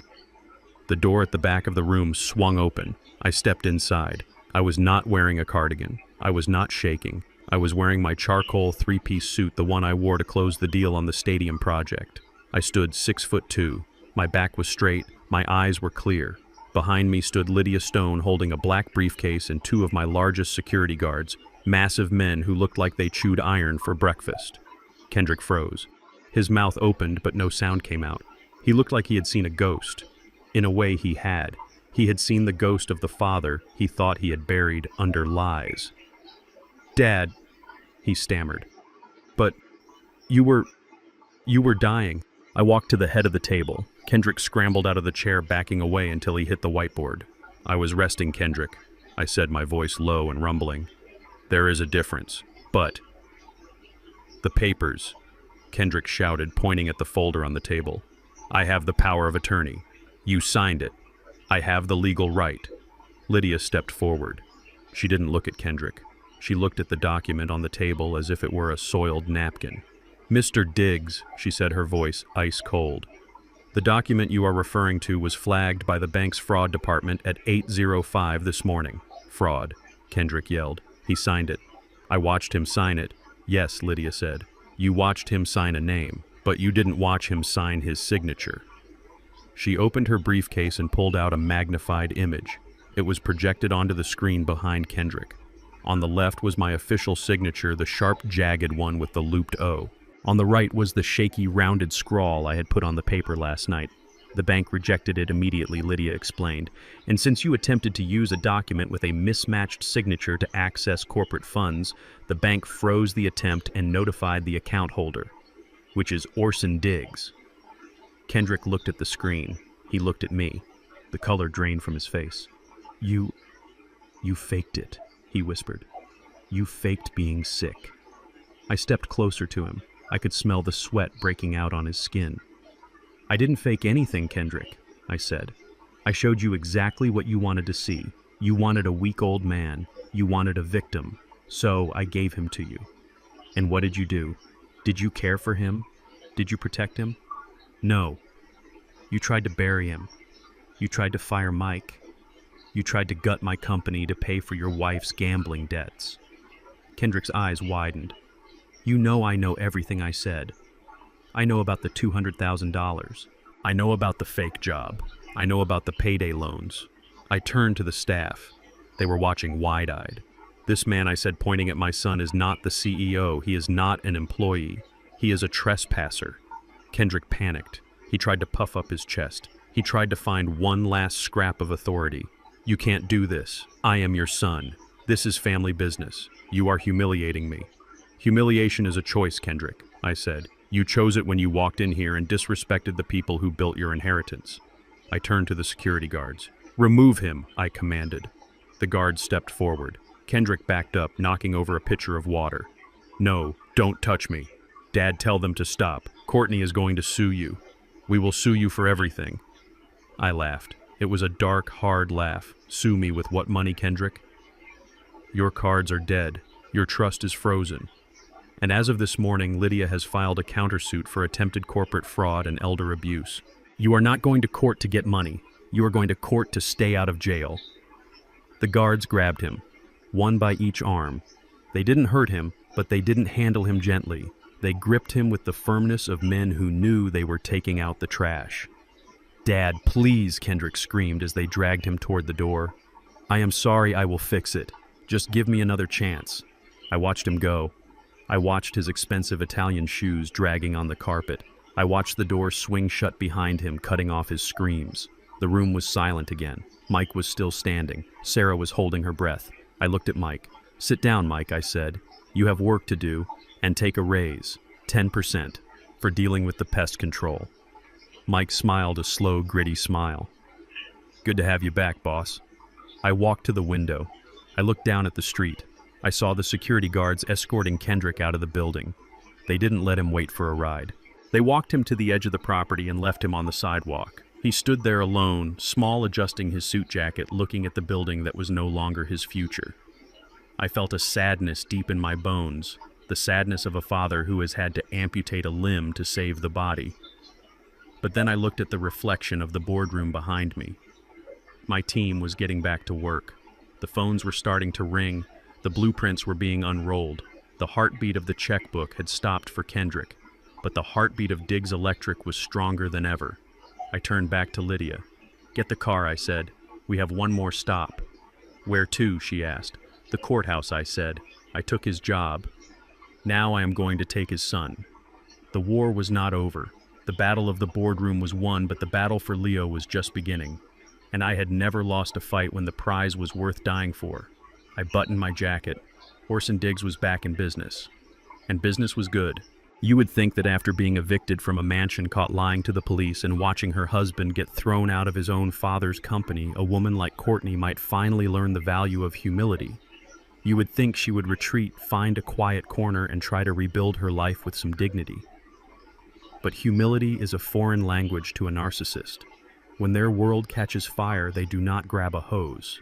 They grab a mirror to make sure they look good in the orange glow. Courtney did not go into hiding. Instead, she decided to double down on the delusion. She organized a high tea. She held it at the Gilded Cage, the most expensive patio cafe in the city. It was a place where a cucumber sandwich cost $20, and the water was imported from glaciers that no longer existed. She invited 15 of her closest friends, the same women who had shared her defamatory posts about me, the same women who were currently whispering about how tragic it was that the Diggs family had fallen apart. She framed the event as a fundraiser for baby Leo. She called it the Leo Defense Fund. She told everyone that I had frozen their assets illegally and that she needed help to pay for legal fees to protect her child from a monster. I sat in my truck across the street.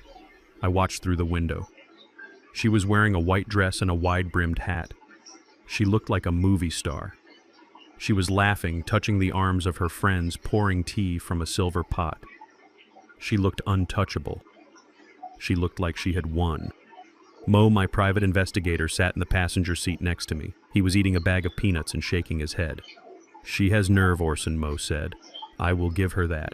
She is driving a stolen car to a party she cannot pay for to raise money for a lawsuit she is going to lose. That takes a special kind of crazy." "It is not crazy, Mo," I said, gripping the steering wheel. "It is branding. She thinks if she smiles bright enough, the darkness will not catch her. She thinks the Mercedes parked out front proves she is still the queen." I looked at the G-Wagon parked directly in front of the cafe entrance. It was shining in the sun. It was a beautiful machine. I had paid $150,000 for it. It was leased under the company name for executive transport. Courtney had claimed it as her personal chariot the day she married Kendrick. She treated it better than she treated my son. "Is the repo team ready?" I asked. Mo checked his phone. "They are turning the corner now." "And Orson, are you sure about the flyers?" "That is nuclear." I looked at the stack of papers on the dashboard. They were copies. High-resolution color copies of Courtney's credit card statements, her gambling losses, and the rejection letters from 3 different banks citing excessive debt. "She wanted to tell a story about money," I said. "She told the world I cut her off because of her race. She told the world I was stingy. I am just providing the footnotes. I am just showing the math." Mo chuckled. It was a dry, dark sound. "Let the math begin." The first thing the ladies at the tea party noticed was the sound. A high tea is supposed to be a quiet affair filled with the clinking of china and the murmur of polite gossip. It is not supposed to be interrupted by the guttural roar of a heavy-duty diesel engine. The tow truck I had hired was not a small pickup. It was a flatbed hauler, the kind used to move construction equipment. It was painted bright yellow and it smelled of grease and labor. It pulled up right in front of the cafe, blocking the view of the manicured gardens. The driver, a man named Rick, who had worked for me for 10 years, hopped out. He was wearing his neon safety vest and dirty work boots. The conversation at Courtney's table stopped. I saw heads turn. I saw Courtney stand up, her face flashing with annoyance. She waved her hand, gesturing for the truck to move as if she could traffic control reality with her will alone. Rick did not move. He walked straight to the Mercedes. He knelt down and began hooking the chains to the front axle. Courtney froze. Then she bolted. She ran out of the cafe, her heels clicking frantically on the pavement. Her friends followed a flock of confused birds in designer feathers. "Excuse me," Courtney screamed, grabbing Rick's shoulder. "What do you think you are doing? Get away from my car." Rick stood up. He wiped his hands on a rag. He did not look intimidated. He looked bored. "I have a repossession order for this vehicle, ma'am," Rick said, his voice loud enough for the outdoor diners to hear. "The leaseholder, Diggs Electric, has reported unauthorized use of company property. I am taking it back to the yard." Courtney's face went from pale to red in a second. "Unauthorized. My husband is the CEO. This is my car. You unhook it right now or I will have you arrested." Rick ignored her. He walked to the control panel on the side of the truck and pulled the lever. The hydraulic winch began to whine. The chains tightened. The front of the Mercedes lifted into the air. "No," Courtney shrieked, grabbing the door handle of the car as if she could hold it down. "Stop it.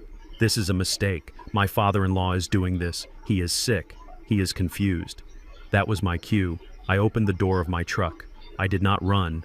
I walked. I walked slowly across the street carrying the stack of papers. Mo followed me looking like my bodyguard. I stepped onto the sidewalk. The winch stopped whining. The car was halfway up the ramp, hanging at an awkward angle, exposing the dirt underneath the chassis. "I am not confused, Courtney," I said. Courtney spun around. When she saw me, her eyes widened in genuine terror. She looked at her friends, then back at me. She realized she was trapped. "Orson," she hissed, her voice trembling. "Don't do this here. Please. We can talk." "We are done talking," I said. "You wanted a platform. You wanted an audience. You invited half the town to come hear about how terrible I am. Well, I brought some reading material for your guests." I walked past her. I walked up to the group of women standing near the cafe entrance. These were the women who had snubbed me at the wedding. These were the women who had liked her posts. "Ladies," I said, my voice calm and polite, "I know you have donated generously to the Leo Defense Fund. I think you have a right to know exactly what that money is defending." I handed the first flyer to a woman named Beatrice, the head of the local garden club. "What is this?" Beatrice asked, looking down at the paper. I handed another to a woman named Sarah, and another to a woman named Jessica. "It is a financial statement," I explained. "You see, Courtney told you I cut her off. She didn't tell you that she spent $200,000 on designer clothes she returned for cash. She didn't tell you she lost $50,000 on online poker sites last month alone." Courtney screamed. It was a primal sound. She lunged for Beatrice, trying to snatch the paper. "Don't read that. It is fake. He forged it." Beatrice pulled the paper back. Her eyes scanned the columns. "Courtney," Beatrice said, her voice shocked. "This lists a payment to a loan shark. And this one. Did you spend $12,000 on a handbag yesterday?" I turned to the group. "Look at the date," I said. "Yesterday, at 2 p.m. While she was posting about being homeless, she was buying a Birkin bag." The whispers started immediately. They were not whispers of sympathy.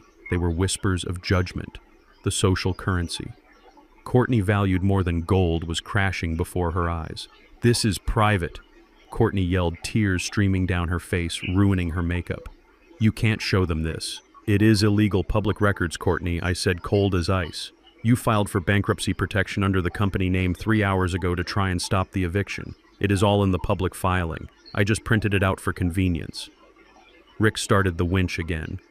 The Mercedes groaned as it was pulled fully onto the flatbed. The sound was final. Courtney looked at the car. She looked at her friends, who were now backing away from her, clutching the papers like they were holy writ. She looked at me. "You are the devil," she whispered. I smiled. "No, Courtney. I am the auditor, and your account is overdrawn." I turned to Rick. "Take it away, Rick." Rick gave a thumbs up. He climbed into the cab. The truck rumbled. The Mercedes, the symbol of her fake status, rolled away down the street, bouncing slightly on the flatbed. I looked at the group of women. "Enjoy your tea, ladies," I said. "I would offer to pay, but I think the hostess might be a little short today." I walked back to my truck. I did not look back. I did not need to. I could hear the sound of a reputation shattering. It sounded like silence followed by the quiet shuffling of expensive shoes walking away from a sinking ship. Courtney stood alone on the sidewalk, the sun beating down on her, exposing every flaw, every lie, every ounce of the emptiness she had tried so hard to hide. She had wanted to be the center of attention. I had granted her wish. Now she was the center of a tragedy, and there was no one left to applaud. The 30th day arrived with a silence that felt like a held breath. The legal notice I had served them gave them until midnight to vacate the property.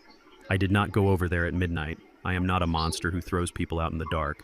I gave them the courtesy of the sunrise.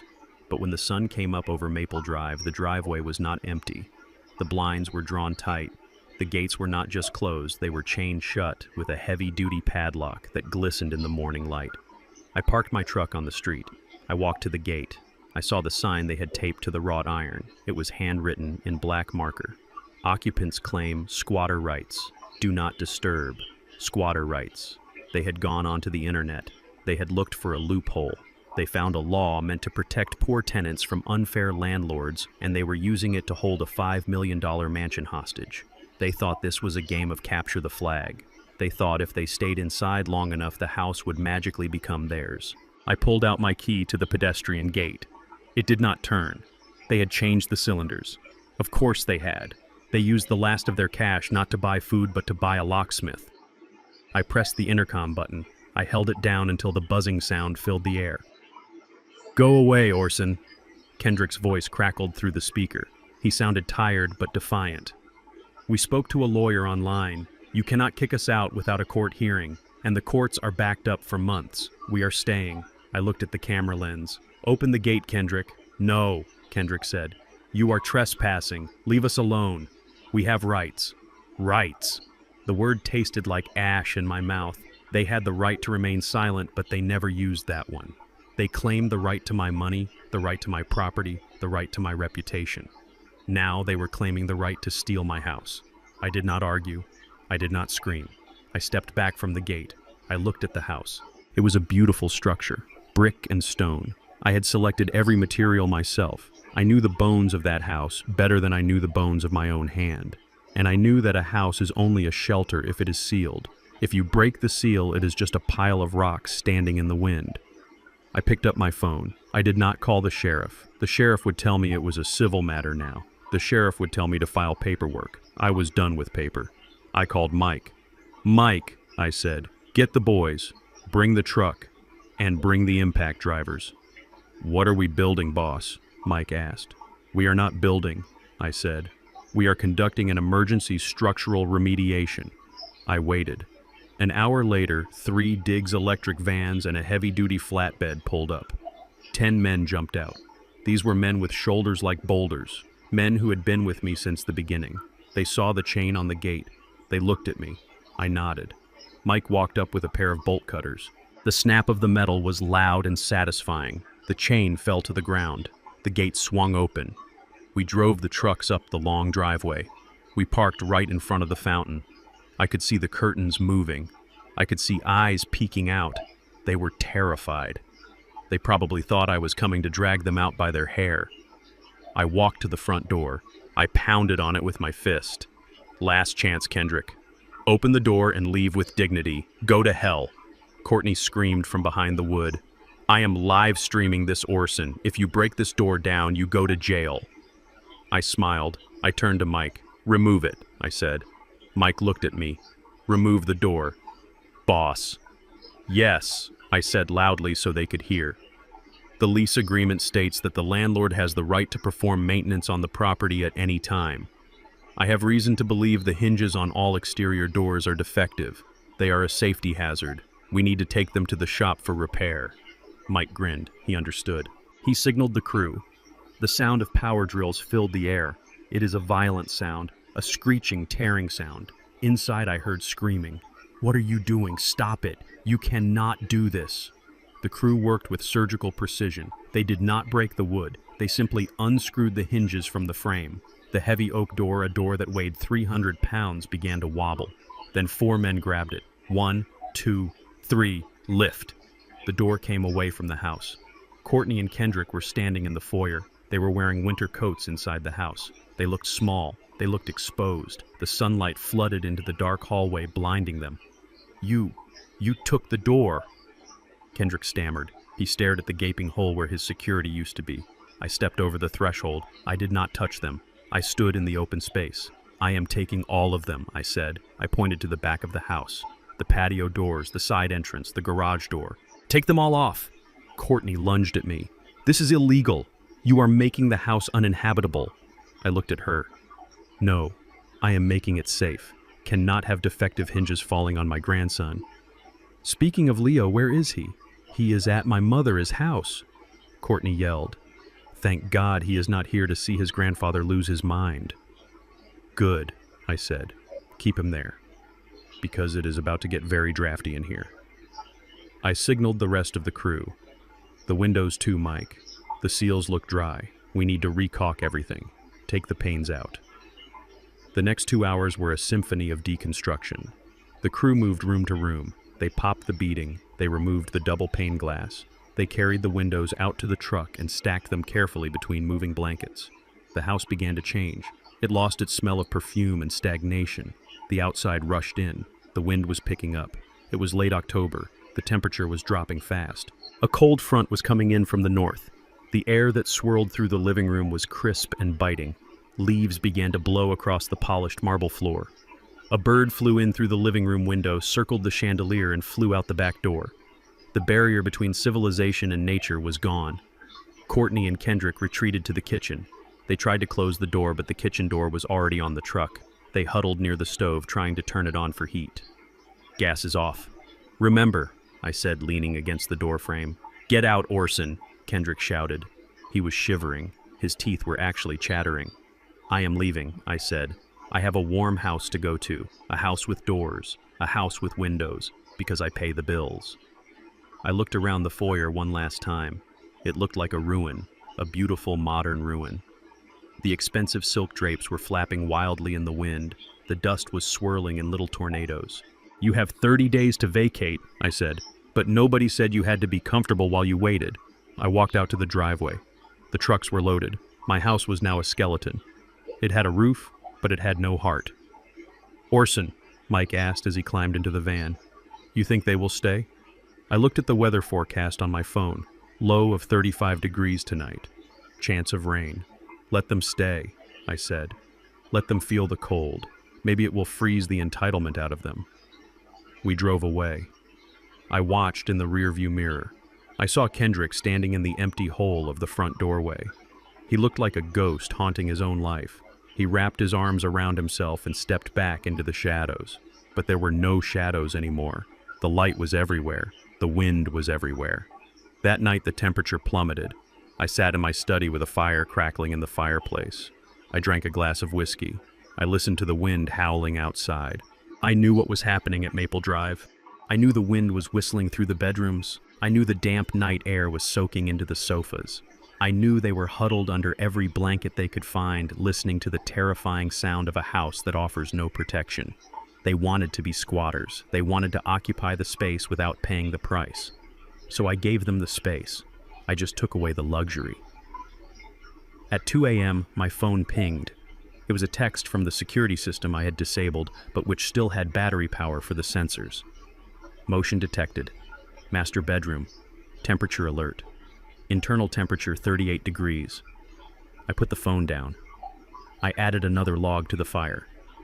I felt a warmth that had nothing to do with the flames. It was the warmth of justice. They were finally learning that the world is a cold place when you burn the only bridge that leads to home. The wind that night did not just blow through the mansion on Maple Drive, it screamed.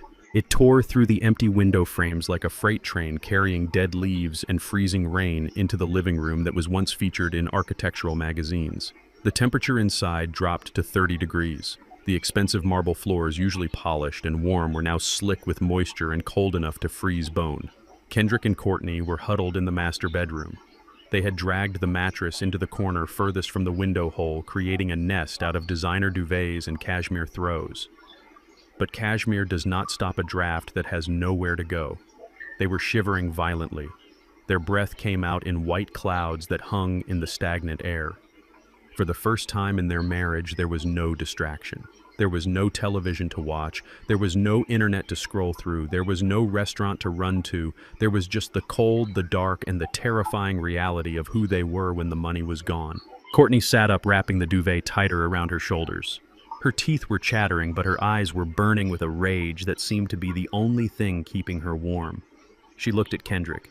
He was curled in a fetal position, wearing his suit jacket over 3 sweaters. He looked pathetic. He looked weak, and Courtney hated weakness almost as much as she hated poverty. "Do something," she hissed.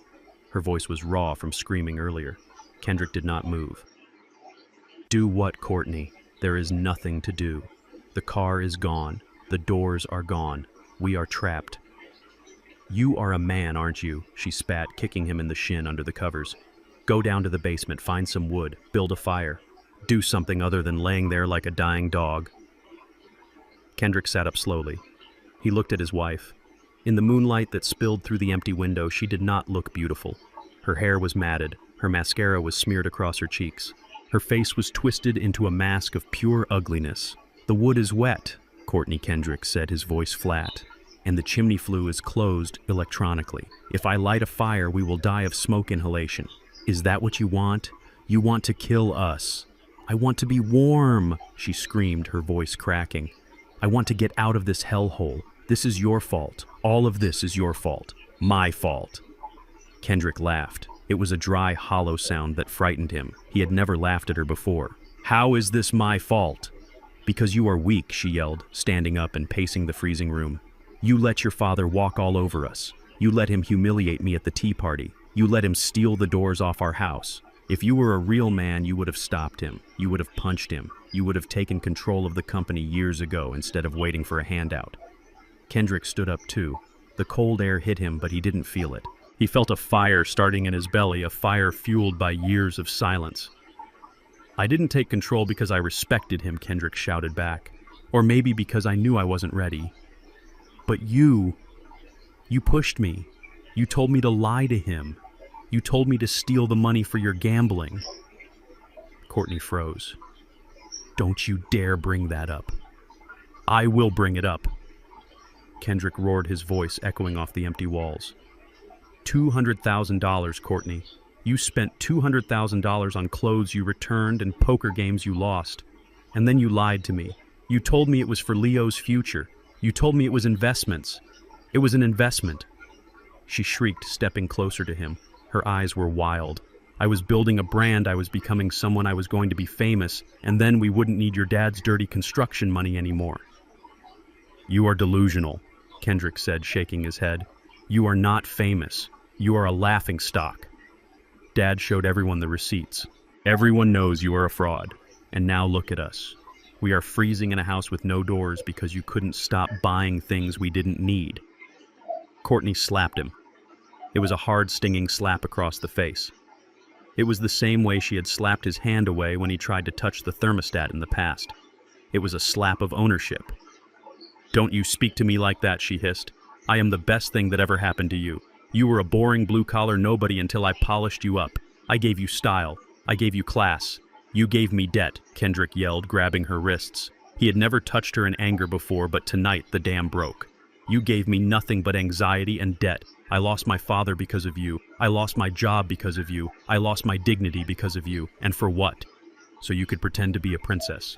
He let go of her wrists and shoved her backward. She stumbled onto the mattress. "I am done," Courtney Kendrick said, his chest heaving. "I am done with the lies. I am done with the games. Tomorrow morning, I am walking out of here. I am going to apologize to my dad. I am going to beg him for a job shoveling gravel if I have to. And I am leaving you." The silence that followed was heavier than the wind. Courtney sat on the mattress, staring up at him. Her face went blank. The anger vanished, replaced by something much colder. A calculated malice. She realized she was losing control. She realized her ATM was walking away, and if she couldn't control him, she would destroy him. She started to laugh. It was a low, soft giggle that grew into a cackle. "You are leaving me?" she asked, wiping a tear from her eye. "You think you can just walk away?" "Watch me," Kendrick said, turning toward the doorless hallway. "You can't leave," Courtney said softly, "because if you leave, you will never see Leo again." Kendrick stopped. He turned back. "I will see him. The courts will give me custody. Dad has the best lawyers. We will prove you are unfit. You are an addict, Courtney. No judge will give you a baby." Courtney stood up slowly. She smoothed her wrinkled dress. She looked at him with pity. "You really are stupid, aren't you, Kendrick? You think a DNA test cares about my gambling debt." Kendrick frowned. What are you talking about? Courtney smiled. It was the cruelest smile Kendrick had ever seen. It was the smile of a woman who had pulled the pin on a grenade and was holding it tight. "You think you are fighting for your son?" she said, walking closer to him until she was whispering in his ear. "But you don't have a son, Kendrick." The world stopped spinning. The wind seemed to die down. Kendrick felt the blood drain from his face. "What did you say?" he whispered. "I said Leo isn't yours." Courtney said, her voice clear and steady. "You remember that trip I took to Miami last year? The girls' trip. You stayed home to work on the nursery. Well, I met someone who wasn't a boring contractor's son. Someone with real money. Someone exciting." Kendrick shook his head. No, you are lying. You are just trying to hurt me." "Am I?" Courtney asked, tilting her head. "Look at him, Kendrick. Really look at him. Does he have your nose? Does he have your ears? Or did you just see what you wanted to see because you were so desperate to make your daddy proud?" Kendrick fell to his knees. The strength went out of his legs. He gasped for air, but the air was too cold. "No," he sobbed. "Leo is mine. He is my boy." Courtney stood over him, looking down like a goddess of vengeance. "He is a prop, Kendrick. Just like this house. Just like your suit. Just like our marriage. It was all a prop to get access to Orson's money. And since the money is gone, the show is over." She leaned down and whispered the final blow. "You are a checkbook, Kendrick. And now you are an empty one. So get out. Go run to your daddy. Tell him you raised another man's bastard for 6 months. See if he still wants you then." Kendrick let out a scream that tore his throat apart. It was a scream of pure agony, a sound of a soul breaking in half. He scrambled to his feet. He couldn't look at her. He couldn't look at the monster he had slept next to for 3 years. He ran. He ran out of the bedroom. He ran down the hallway where the wind howled like a choir of ghosts. He ran down the stairs, tripping and stumbling, bruising his knees, but feeling nothing. He ran through the foyer where the door used to be and burst out into the night. It was raining now, a freezing, sleeting rain that stung his skin. He didn't have a coat. He didn't have shoes. He was wearing his socks. But he didn't stop. He ran down the long driveway past the fountain that was dry, past the gate that was broken. He ran onto the main road. The asphalt tore at his feet. The rain soaked his clothes, instantly chilling him to the marrow. But the cold outside was nothing compared to the cold inside his heart. He didn't know where he was going at first. He just knew he had to get away from the poison. He had to get away from the lie. But as his feet pounded the pavement, a homing beacon activated deep in his mind. There was only one place left. There was only one person who had ever told him the truth. He ran for 3 miles. He ran until his lungs burned and his legs felt like lead. He ran until the lights of the city faded and the familiar street lights of his childhood neighborhood appeared. He turned onto the street where the house with the sturdy brick foundation stood. The house with the warm yellow light in the window. The house that had doors. He collapsed on the front lawn. He crawled the last few feet to the porch. He didn't have the strength to knock. He just curled up on the welcome mat, shivering, sobbing broken. Inside, Orson was sitting by the fire. He heard a sound. Not the wind, not the rain. A whimpering sound. The sound of a wounded animal seeking shelter. Orson put down his glass. He walked to the door. He opened it. And there, lying in the rain, was his son. Not the CEO, not the husband. Just a boy who had lost everything. Kendrick looked up, his eyes swollen, his face streaked with mud and tears. "Dad," he choked out. She said, "He is not mine." Orson didn't ask questions. He didn't say, "I told you so." He didn't lecture. He saw the devastation in his son's eyes, and he knew the war had claimed its final casualty.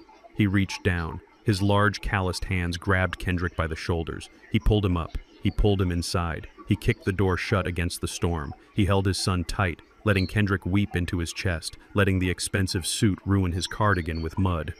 "I got you," Orson whispered into his son's ear. "I got you. The checkbook is closed, son, but the door is open." And as Kendrick cried, letting go of the lie that had almost killed him, Orson looked out the window at the storm. His eyes were hard. Courtney had fired her last shot. She had tried to destroy Kendrick to save herself, but she had made a fatal error. She had given Kendrick nothing left to lose. And a man with nothing to lose is the most dangerous weapon of all. Tomorrow, Orson thought, holding his shivering son. Tomorrow we find the truth.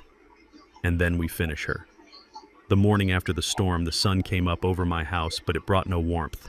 The air inside the kitchen was heavy, smelling of old coffee and fresh dread. Kendrick sat at the table. He was wearing an old t-shirt of mine that hung loosely on his frame. His eyes were swollen shut. His hands were shaking around a mug of black coffee. He looked like a man who had survived a plane crash only to wake up in a desert. I stood at the counter. I was cooking bacon and eggs. Not because we were celebrating, but because a soldier needs fuel before a battle. I plated the food and set it down in front of him. He did not pick up his fork. He just stared into the black liquid in his mug as if it held the secrets of the universe. "Eat," I commanded. My voice was not loud, but it filled the room. "I cannot," Kendrick whispered. His voice was a broken rasp. "Dad, if he is not mine, if I spent 6 months loving a stranger, I do not think I can survive that."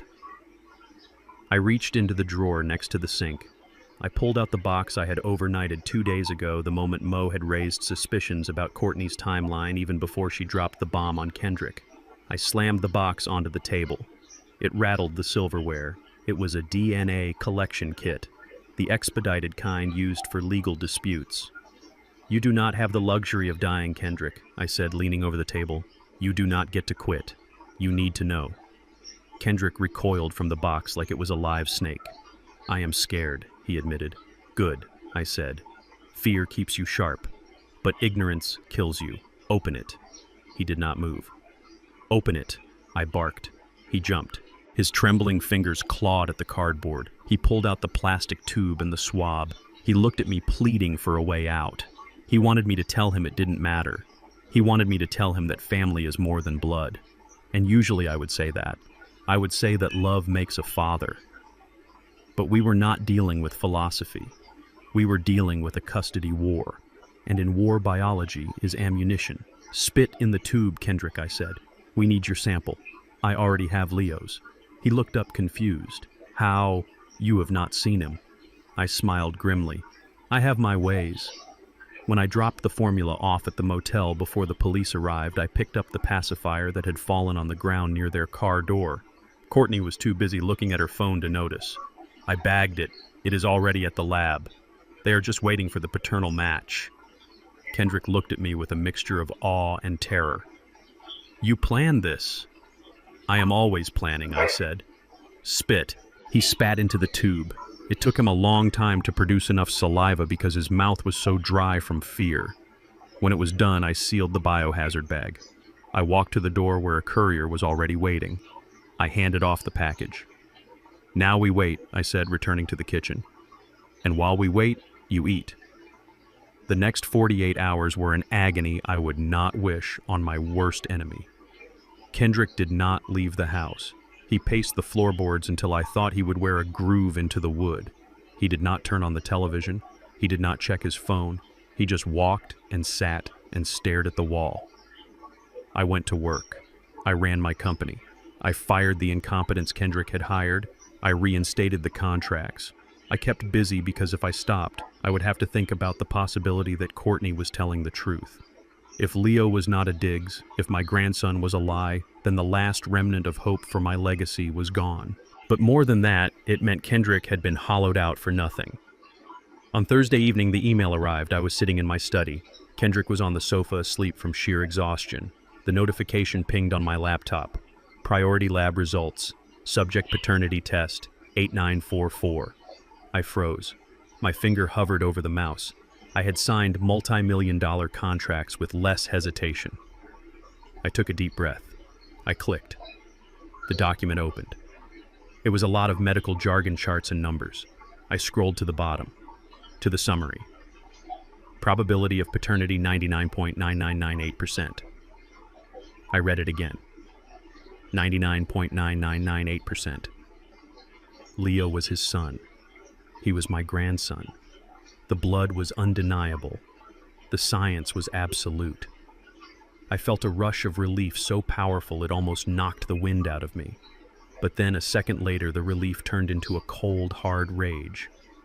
If Leo was his son, that meant Courtney knew. She knew. She lied. She did not lie to cover up an affair. She did not lie to protect a secret. She looked her husband in the eye, a man she had vowed to love, a man who was breaking apart in front of her, and she told him his child was a bastard. She planted a knife in his heart and twisted it not because it was true, but because she wanted to see him bleed. She wanted to hurt him so badly that he would never recover. She used the identity of an innocent baby as a torture device. I stood up.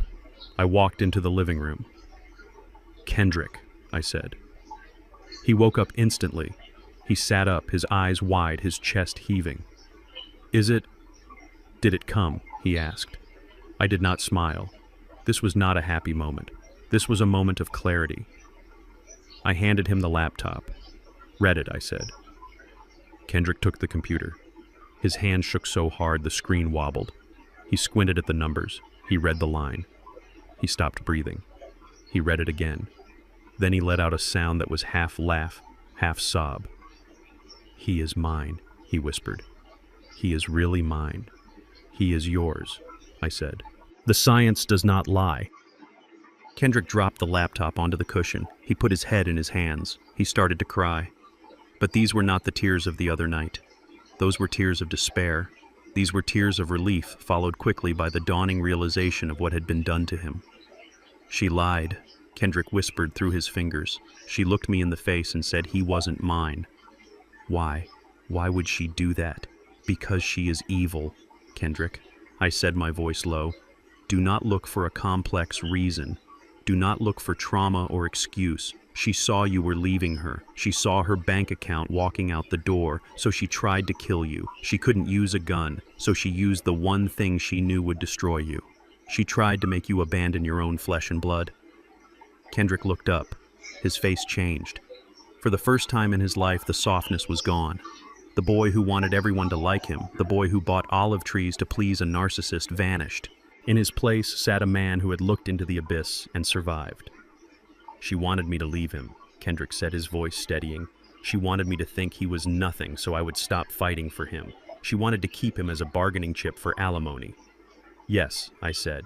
"She held a baby hostage. She is not a mother. She is a kidnapper." Kendrick stood up. He walked to the window. He looked out at the dark street. He didn't look like a victim anymore. He looked like his father. "I am going to destroy her," Kendrick said. I nodded. "Now you are speaking my language. I do not want her money because she has none," Kendrick continued. "I do not want her apology because it means nothing. I want my son. I want her name off his birth certificate if I could, but I will settle for her never seeing him again." I walked over and stood next to him. We looked like two towers standing against the night. "We have the DNA," I said. "We have the financial records of her gambling. We have the proof of her neglect. And now we have the proof of her malice. No judge in this country will give custody to a woman who tells a father his child is a bastard just to win an argument." "Call Lydia," Kendrick said. "It is 10 at night, son." "I do not care," Kendrick said, turning to me. His eyes were burning with a cold fire. "Call Lydia. I want a file for emergency custody. I want the police to pick up Leo tonight. She is dangerous. If she can lie about this, what else will she do to him when she realizes the money is truly gone?" I pulled out my phone. I dialed Lydia. "Orson," she answered, sounding sleepy. "Wake up, Lydia," I said. "We have the DNA. The boy is a Diggs, and Kendrick is ready to go to war." I put the phone on speaker. Lydia, Kendrick said, his voice deep and commanding. "This is Kendrick. I want full sole custody. I want supervised visitation only if that.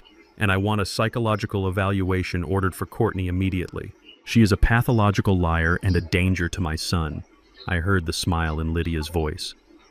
"Welcome to the fight, Mr. Diggs," she said. "I will have the papers ready by morning." Kendrick hung up the phone. He looked at me. "Let's go get him, Dad," he said. I put a hand on his shoulder. "We will," I said, "but first we sleep. Because tomorrow we do not just win a court case. Tomorrow we save a life."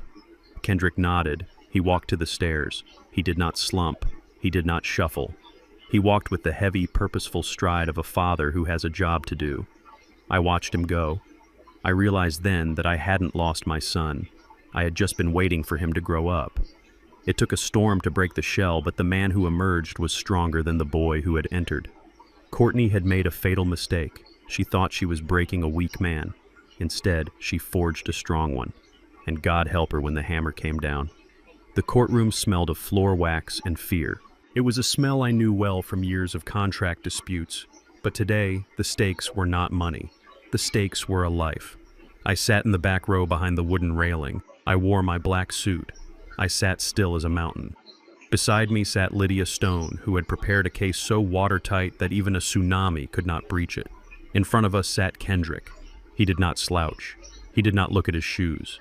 He sat upright with his hands clasped on the table. He wore a simple gray suit. It was not expensive. It was not flashy. It was the suit of a man who had come to speak the truth. Across the aisle sat Courtney. She was dressed in white again. She was playing the role of the grieving mother, the victim of a powerful family that was trying to steal her baby. She dabbed at her eyes with a tissue every time the judge looked her way. Her lawyer was a loud man with a cheap tie. He started by painting me as a tyrant. He called me a manipulator who used money to control my children. He called Kendrick a puppet who had no job and no home without his daddy. It was a good story. If I did not know the truth, I might have believed it. But stories crumble when they hit the concrete wall of evidence. Lydia stood up. She did not raise her voice. She walked to the center of the room carrying a thick binder. She placed it on the judge's bench. "Your Honor," Lydia said, "we are not here to discuss the grandfather's wealth. We are here to discuss the mother's character." She opened the binder. Exhibit A, bank records showing Mrs. Diggs gambling away $50,000 in a single month while claiming to be destitute. Courtney gasped. Her lawyer tried to object, but the judge waved him down. Exhibit B, Lydia continued. Text messages from Mrs. Diggs to her own mother, admitting that she viewed the child as a financial anchor to the Diggs fortune. Courtney stopped crying. Her face went pale. She stared at the binder as if it contained a bomb. And finally, Exhibit C. Lydia said, the paternity test results, and the sworn affidavit from Mr. Kendrick Diggs detailing the night Mrs. Diggs told him the child was not his in a deliberate attempt to force him to abandon the boy. The courtroom went silent. The judge, a stern woman with glasses on the end of her nose, looked up from the papers. She looked at Courtney. It was a look of pure disgust. "Is this true?" the judge asked. "Did you tell the father the child was illegitimate to inflict emotional distress?" Courtney stood up. Her mask slipped. "I was angry," she screamed. "He was leaving me. I had to stop him. He is weak, Your Honor. He cannot raise a child. He is nothing without his father." "Sit down," the judge commanded. Her gavel banged against the wood like a gunshot. The ruling came an hour later. It was swift. It was brutal. It was justice. The court finds that the mother has demonstrated a pattern of financial instability, emotional manipulation, and malicious cruelty, the judge read. Judge. The lie regarding paternity demonstrates a willingness to use the child as a weapon, which is a form of psychological abuse. Courtney began to sob, but nobody looked at her. Full legal and physical custody is awarded to the father, Kendrick Diggs. The mother is granted supervised visitation for 1 hour a month, pending the completion of a psychological evaluation and a gambling addiction program. Courtney screamed. She lunged toward Kendrick, but the bailiff caught her. She was dragged out of the courtroom, kicking and cursing, screaming that I had rigged the system. I watched her go. I felt nothing. No anger, no pity. She was just a storm that had finally blown out to sea. Kendrick stood up. He turned to me. He did not smile. He walked to the railing and reached over. He took my hand. His grip was firm. His palm was dry. "Thank you, Dad," he whispered. "Do not thank me," I said. "Go get your son." That was 1 year ago. Today the sun is shining on the job site. It is a new housing development on the west side of town. The frame of the building is up, smelling of fresh pine and sawdust. I walk through the mud, my boots crunching on the gravel. I am retired now, officially. I stepped down as CEO 6 months ago. But I still like to walk the sites. I like to hear the music of construction, the hammers, the drills, the shouting of men building something real. I saw him on the second floor. He was wearing a tool belt that looked heavy on his hips. He was covered in drywall dust. His face was smeared with grease. He was pulling a heavy gauge wire through a conduit, sweating in the heat. Kendrick. He looked down. He grinned. His teeth were white against the dirt on his face. "Hey, Dad," he called out. "Just finishing the rough-in. Mike says my corners are getting better." I walked up the temporary stairs. Mike the foreman was standing there holding a blueprint. "The kid works hard. Orson, Mike said, clapping Kendrick on the back. He does not complain. He shows up early. He leaves late. He is a good electrician. I looked at my son. He was not the CEO. He was not wearing a suit. He was making $20 an hour as an apprentice. He was living in a small 2-bedroom apartment that he paid for with his own money. He drove a used truck, and he had never looked happier. I turned to the stroller sitting in the corner of the safe zone. Leo was sitting there playing with a plastic hard hat. He was 18 months old now. He had big brown eyes and a smile that could light up a city block. I picked him up. He felt solid in my arms. He smelled like baby powder and sunshine. I reached into my pocket. I pulled out a small velvet box. Kendrick wiped his hands on a rag. "What is that, Dad?" I opened the box. Inside lay the gold brooch. The diamond caught the sunlight, reflecting 1,000 rainbows onto the unfinished walls. I took it back for a reason, I said, looking at Kendrick. "I told you that you were just a checkbook. I was wrong. I was einustro. You were a man who had forgotten his name. But you found it again. You found it in the mud. You found it in the truth." I pinned the brooch onto Leo's denim overalls. It looked heavy on him, but he patted it with his chubby hand and laughed. "This does not belong to a rich man," I said. "It belongs to a Diggs. And a Diggs is a man who builds. A Diggs is a man who protects." Kendrick touched the brooch. His eyes were wet. "I will tell him the story one day," Kendrick said. "I will tell him how his grandfather saved us." "No," I said, shaking my head. "Tell him how his father saved himself." I looked out at the city skyline. I saw the buildings I had wired. I saw the lights I had turned on. But looking at my son standing there, dirty and proud, and my grandson holding onto my finger, I realized that this was the only project that mattered. Legacy is not the money you leave behind. It is not the buildings with your name on them. It is not the trust funds or the stocks. Legacy is the moment when everything falls apart and you choose to stand up. Legacy is looking at the wreckage of your life and picking up a hammer instead of a bottle. Legacy is the courage to be a father when it would be easier to be a victim. I kissed Leo on the forehead. "Let us go get lunch," I said. "I am buying." "But you are driving, Kendrick. My truck is parked in the back." Kendrick smiled. He took the keys from my hand. "Yes, sir," he said. We walked down the stairs together, 3 generations of men. The checkbook was closed. The account was settled. But the heart was full. And for the first time in a long time, the foundation was solid. This journey taught me that a man's worth is never defined by the balance in his bank account, but by the backbone he shows when the money runs out. I spent years thinking I was protecting my family by shielding them from the world, but I realized I was only crippling them. True love isn't about giving handouts. It is about teaching survival. I learned that family isn't just blood. It is loyalty, respect, and the courage to stand together in the storm. The checkbook is finally closed, but my heart is open, and for the first time it is full. If you have ever had to cut off a toxic family member to save your own sanity, hit that like button. And tell me in the comments, would you have forgiven Kendrick, or did he deserve to stay in the cold? Don't forget to subscribe for more stories of justice. See you in the next one.